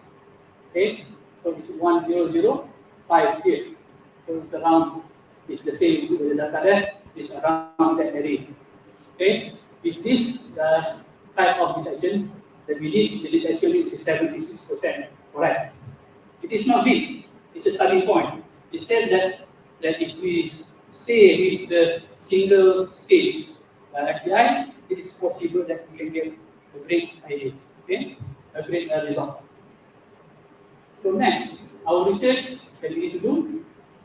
What is the frame size that we need to optimize it? What is time? Do we need time series or do we need frequency series? But the data from the drone is only time series. So if you want to get frequency series, we need to translate it. So next, we have optimization. And also, last one is optimizer for healthy data. Okay. As you know, optimization always gives you answer, even if it's wrong. Now, what we need is, if there is nothing wrong, it says to us that there is nothing wrong. Okay, only that. Okay, let's move on. Okay, inside, so from 1 second frame size up to 10 seconds, we found that at 5 seconds is the best. Okay, for all the metrics. Okay, so after that, if you want to know more about this one, you can look at our journal here at the bottom there. Sorry to rush. Okay, the next one is time versus frequency. Do we need time? Do we need frequency? Or do we need both of it? So the R value here is the ratio between the frequency and the frequency and the time data. Okay, as you can see here, there is one false spot whereby the mixture of 25% time data into the frequency data is the best. But the rest is all frequency data. So based on here, we only use frequency for it. So in order to translate the time series into frequency, we need another step. Either we use FFPDI or other translator. Okay. What we use is DCT, discrete cosine transform. Okay. With that, we have our first single stage detection, whereby we use DMO and also use synchrone. We tested it also with GA, also before, but for this paper, we found that they have no paper. Okay, as you can see here, the proposed method is on the orange, and our previous GA is on top here, it's the blue. Okay, as you can see here, it gives us much better results. Okay, so do we stop there? No, we do not stop there.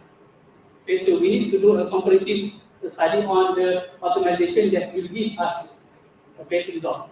But this one, I will not present here because my student will later on will present.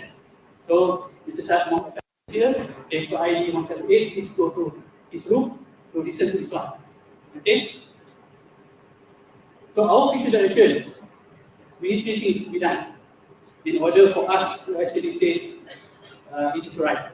Okay? The first one, we need to know, we need to get, we need to use, or we need to build up an optimizer that can say to us, I cannot find the anomaly. Okay, the first one. The second one is to implement machine learning. Does the machine learning makes it better, faster? Because we do not know. Okay, the next step is multi-platform testing. As we know from our previous, go back a bit. Okay, as we know that the residual generator is preventing us from actually do our testing for all types without changing the equations. So let's say if we use this one, can we implement it in the protocol? Can we implement this whole type of thing, or can we implement it before? So that one is the testing part.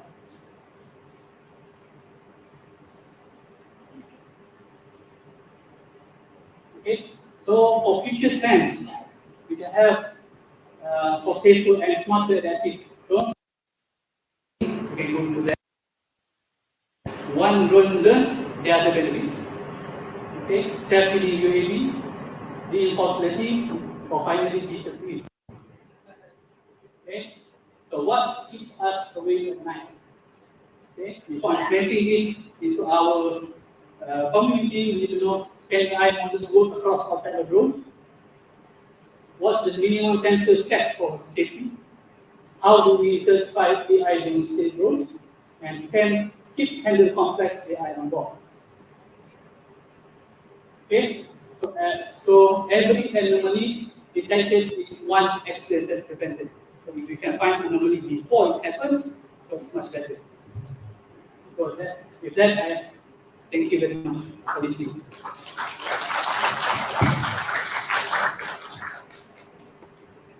Thank you very much, Supervisor Dr. Fadhil Abas. So, according to the Secretary, we only allow one question from audience. So, if you have any question, you can use the mic nearby. Any question for Dr. Fadhil regarding his okay? Assalamualaikum. Thank you very much for the interesting presentation. Actually, I had the same question as Professor. What is your experience in choosing the swarm intelligence approach so far? So, which one do you think is, how to say, robust, efficiency versus effectiveness in drone anomaly detection? And then this is, for example, I have seen that you are working on both optimization and anomaly detection.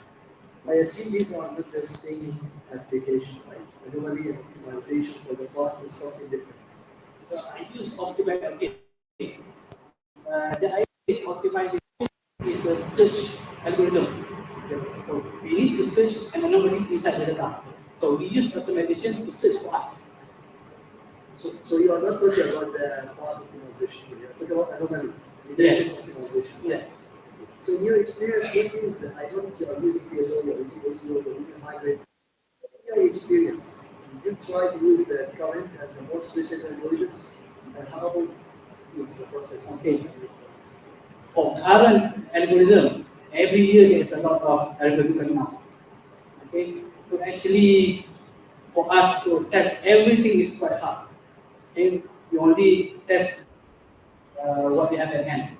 Okay. The first one we have GA and PSO already done, and also we have both from our from L1 here. So we know in that sense, it is better than EEE and IEEE at the moment. And we also tested IPSA and also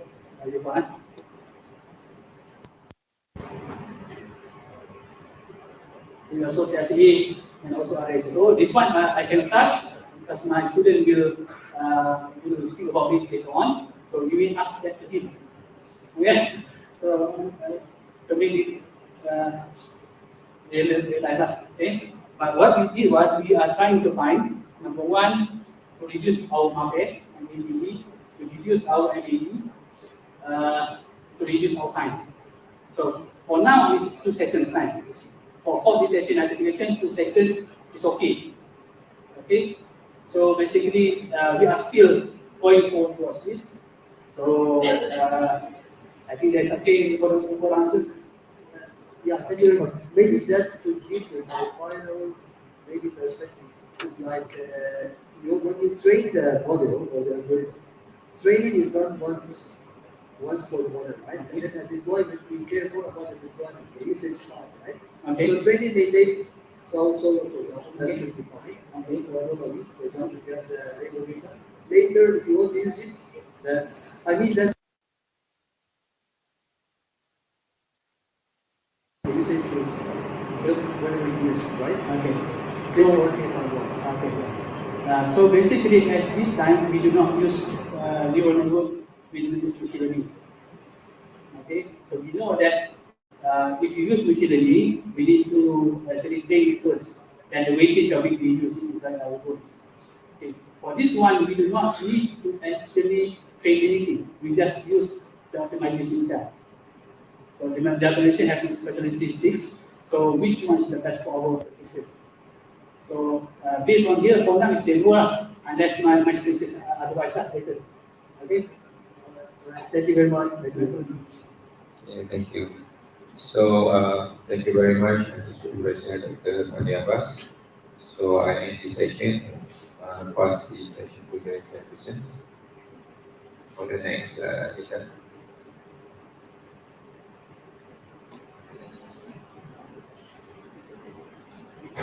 Alright, thank you very much, Dr. Fadhil.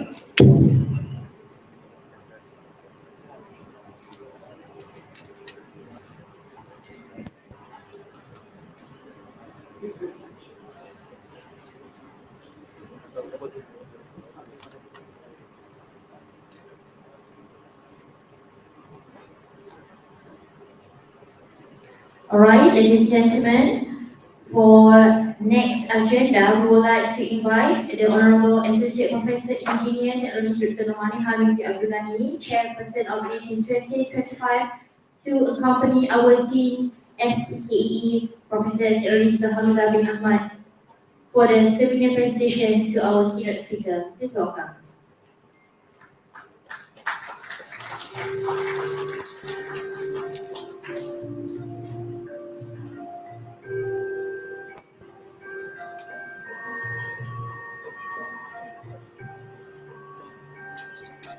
Presentation of souvenir to keynote speaker. Please welcome respected Professor Mohammad Osman Tokhi, School of Engineering, London SoftBank University.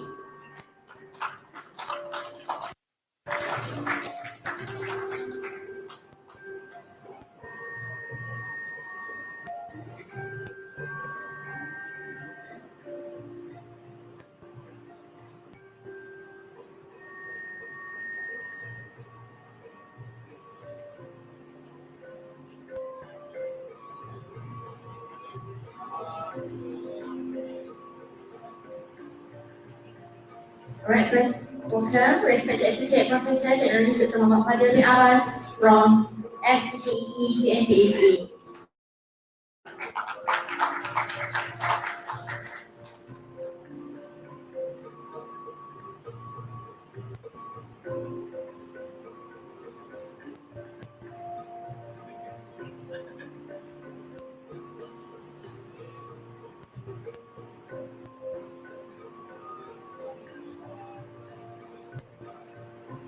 Alright, thank you very much, our team, Dr. Maniha and also Dr. Fadhil.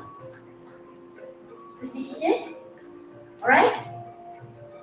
Last but not least, to our followers on FB Live, thank you very much for joining us today. So this token appreciation is the last session. So I please welcome everyone to come closer to the VIP seat for the photo session.